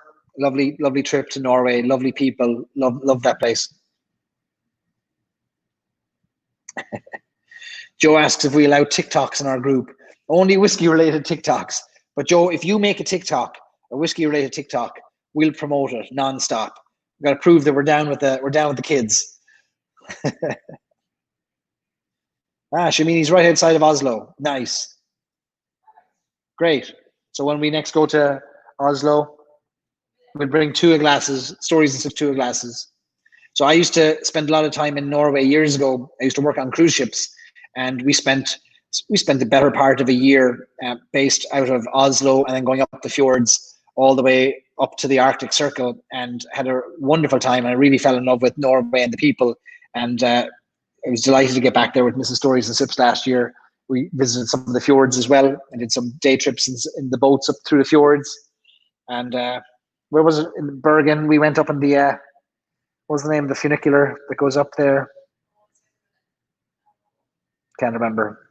We took the train from Oslo to Bergen, didn't we? Flam? No, that was a different place. Yeah. We're going to get some free whiskey from Shamini if we go to Oslo, and she's going to treat us. Oh yeah, we went to Pip Fest in Oslo, Picnic in Parkin, 2 years ago. Last year? 2 years ago. We went to Oslo actually chasing bands. We went for music. We chased First Aid Kit, and Gavin James from Ireland was there. And we made friends in Oslo who took us on a nightclub crawl afterwards, didn't they? Which was great. So we went to Pip Fest, Picnic in Parkin, and which was great. We're also welcome in the Bronx. Woohoo! Stewie asks what I did on cruise ships. So I joined my first ship in 1999. So I had been working in hotels in Ireland, and I was training as a hotel manager. I worked in Adair Manor in Limerick in Ireland, and I worked in a hotel in Galway, Westwood House in Galway, and was part of the opening team there. But I'd always loved ships, so I grew up in Cork, and my family had been at sea. My dad is a captain of ships. My uncles are captains. My grandfathers were captains, but they were all marine workers. Like, they worked on the deck side of things. They steered the ship. You know, they were qualified captains, and maritime men. I took a softer approach. I worked on the hotel side of things. So cruise ships are divided into various departments. You've got the deck department, that is the captain and those that are responsible for navigating the ship. And you've got the hotel department, which is the bars, the restaurants, the kitchens, etc. I was in the hotel department, and I started as a waiter. And I worked in a restaurant on a ship that had like an 800-seater restaurant. And I started there. And then after about 2 years, I worked my way behind the scenes into purchasing, into the stores. So I was what was called the assistant provision master. My job was to work with the provision master to provision the ship, to make sure that every port we went to, we'd bring on the right quantities of food and drink to meet the needs of the menu. And typically you'd be planning a year in advance or 10 months in advance to ensure that when you got to a port, the right supplies were there based on how many guests were on the ship and the weather you expected and things like that. So my second job in the ship was assistant provision master. And then I became the provision master, in charge of purchasing, in charge of the ship's complete food and beverage supply. So I would have to organize deliveries of food and drinks from all over the world to meet the ship in different ports, whether we were in Hong Kong or Fort Lauderdale in Florida or in Alaska or in Cape Town in South Africa. I rotated between 3 different ships, and I'd spend 4 months on each ship, responsible overseeing the bars, the restaurants, and the kitchens, and making sure that we didn't run out of food and we didn't have too much food. So ships are small in terms of space. I was on very small ships, not the massive cruise lines you see today.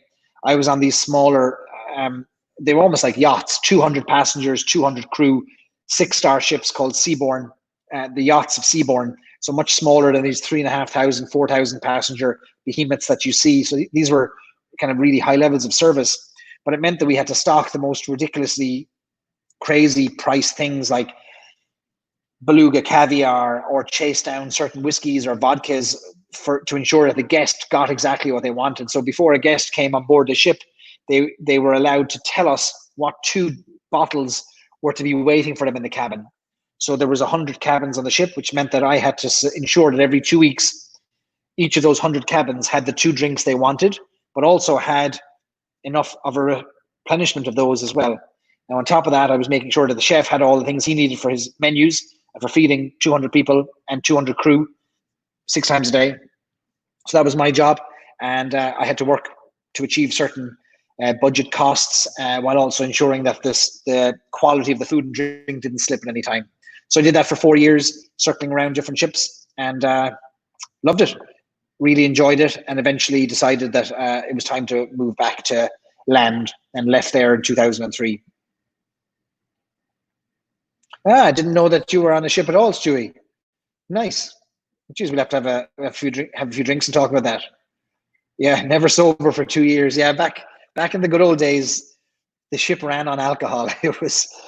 There was nobody that didn't have a few drinks inside them, which is not always great. But of course, drink in moderation. Today, you wouldn't get away with it. Mrs. Stories and Sips and I had been on a ship a year ago, and we talked to the crew, and they said that alcohol is banned now for crew members, not allowed to drink a drop. So it's a very different world today than it was when I was there, and maybe when you were there. So I was there in 99, 2003, so almost 20 years ago. So yeah, good times, but we'll have to chat about that. Good to know. All right, so Joe has finished all 5 spots. Brilliant.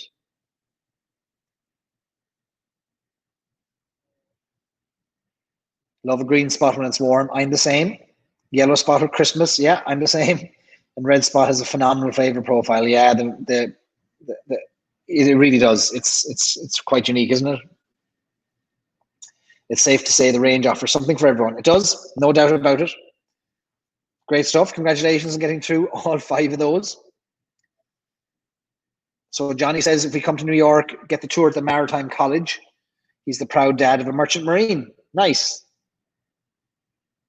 Cassandra said, we're welcome to Tampa. Just pack a ton of sunblock or turtlenecks.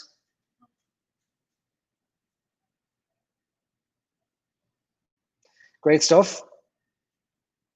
Well, ladies and gentlemen, you have been fantastic. Thanks for hanging in there so long. 2 hours and 40 minutes. We've broken all records. I've had a great all night. I didn't think we'd go this long tonight. but brilliant time now hanging out with everybody. I'm going to spend the rest of my evening playing cards with Mrs. Stories and Sips and having a good old night, finishing these whiskies. I'm going to go back through to single malt Tullamore 14-year-old in a second. We'll have a good old night. We'll have a spot of dinner, will we? And a spot of whiskey and a game of cards, and that'll be it. So launch, everybody. I'd love to see you in the Irish Whiskey Fans of America Facebook group, whether you're in America or not. Please join me.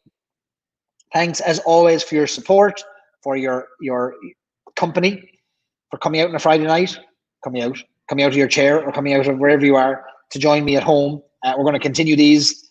Thanks to Tony, Chris, Joe, Andrew, Barton, Peter, Stewie. You're all legends for joining in with me. We're going to try and keep these as interesting as we can. We're going to keep these going. I'm loving the crack, and I don't want these to end. Even when the pub's open, we'll keep these things going. So, sláinte, everybody. It has been a great all night. Tell everybody about the live stream, and we'll see you all again next week. Sláinte, everybody. Stay safe.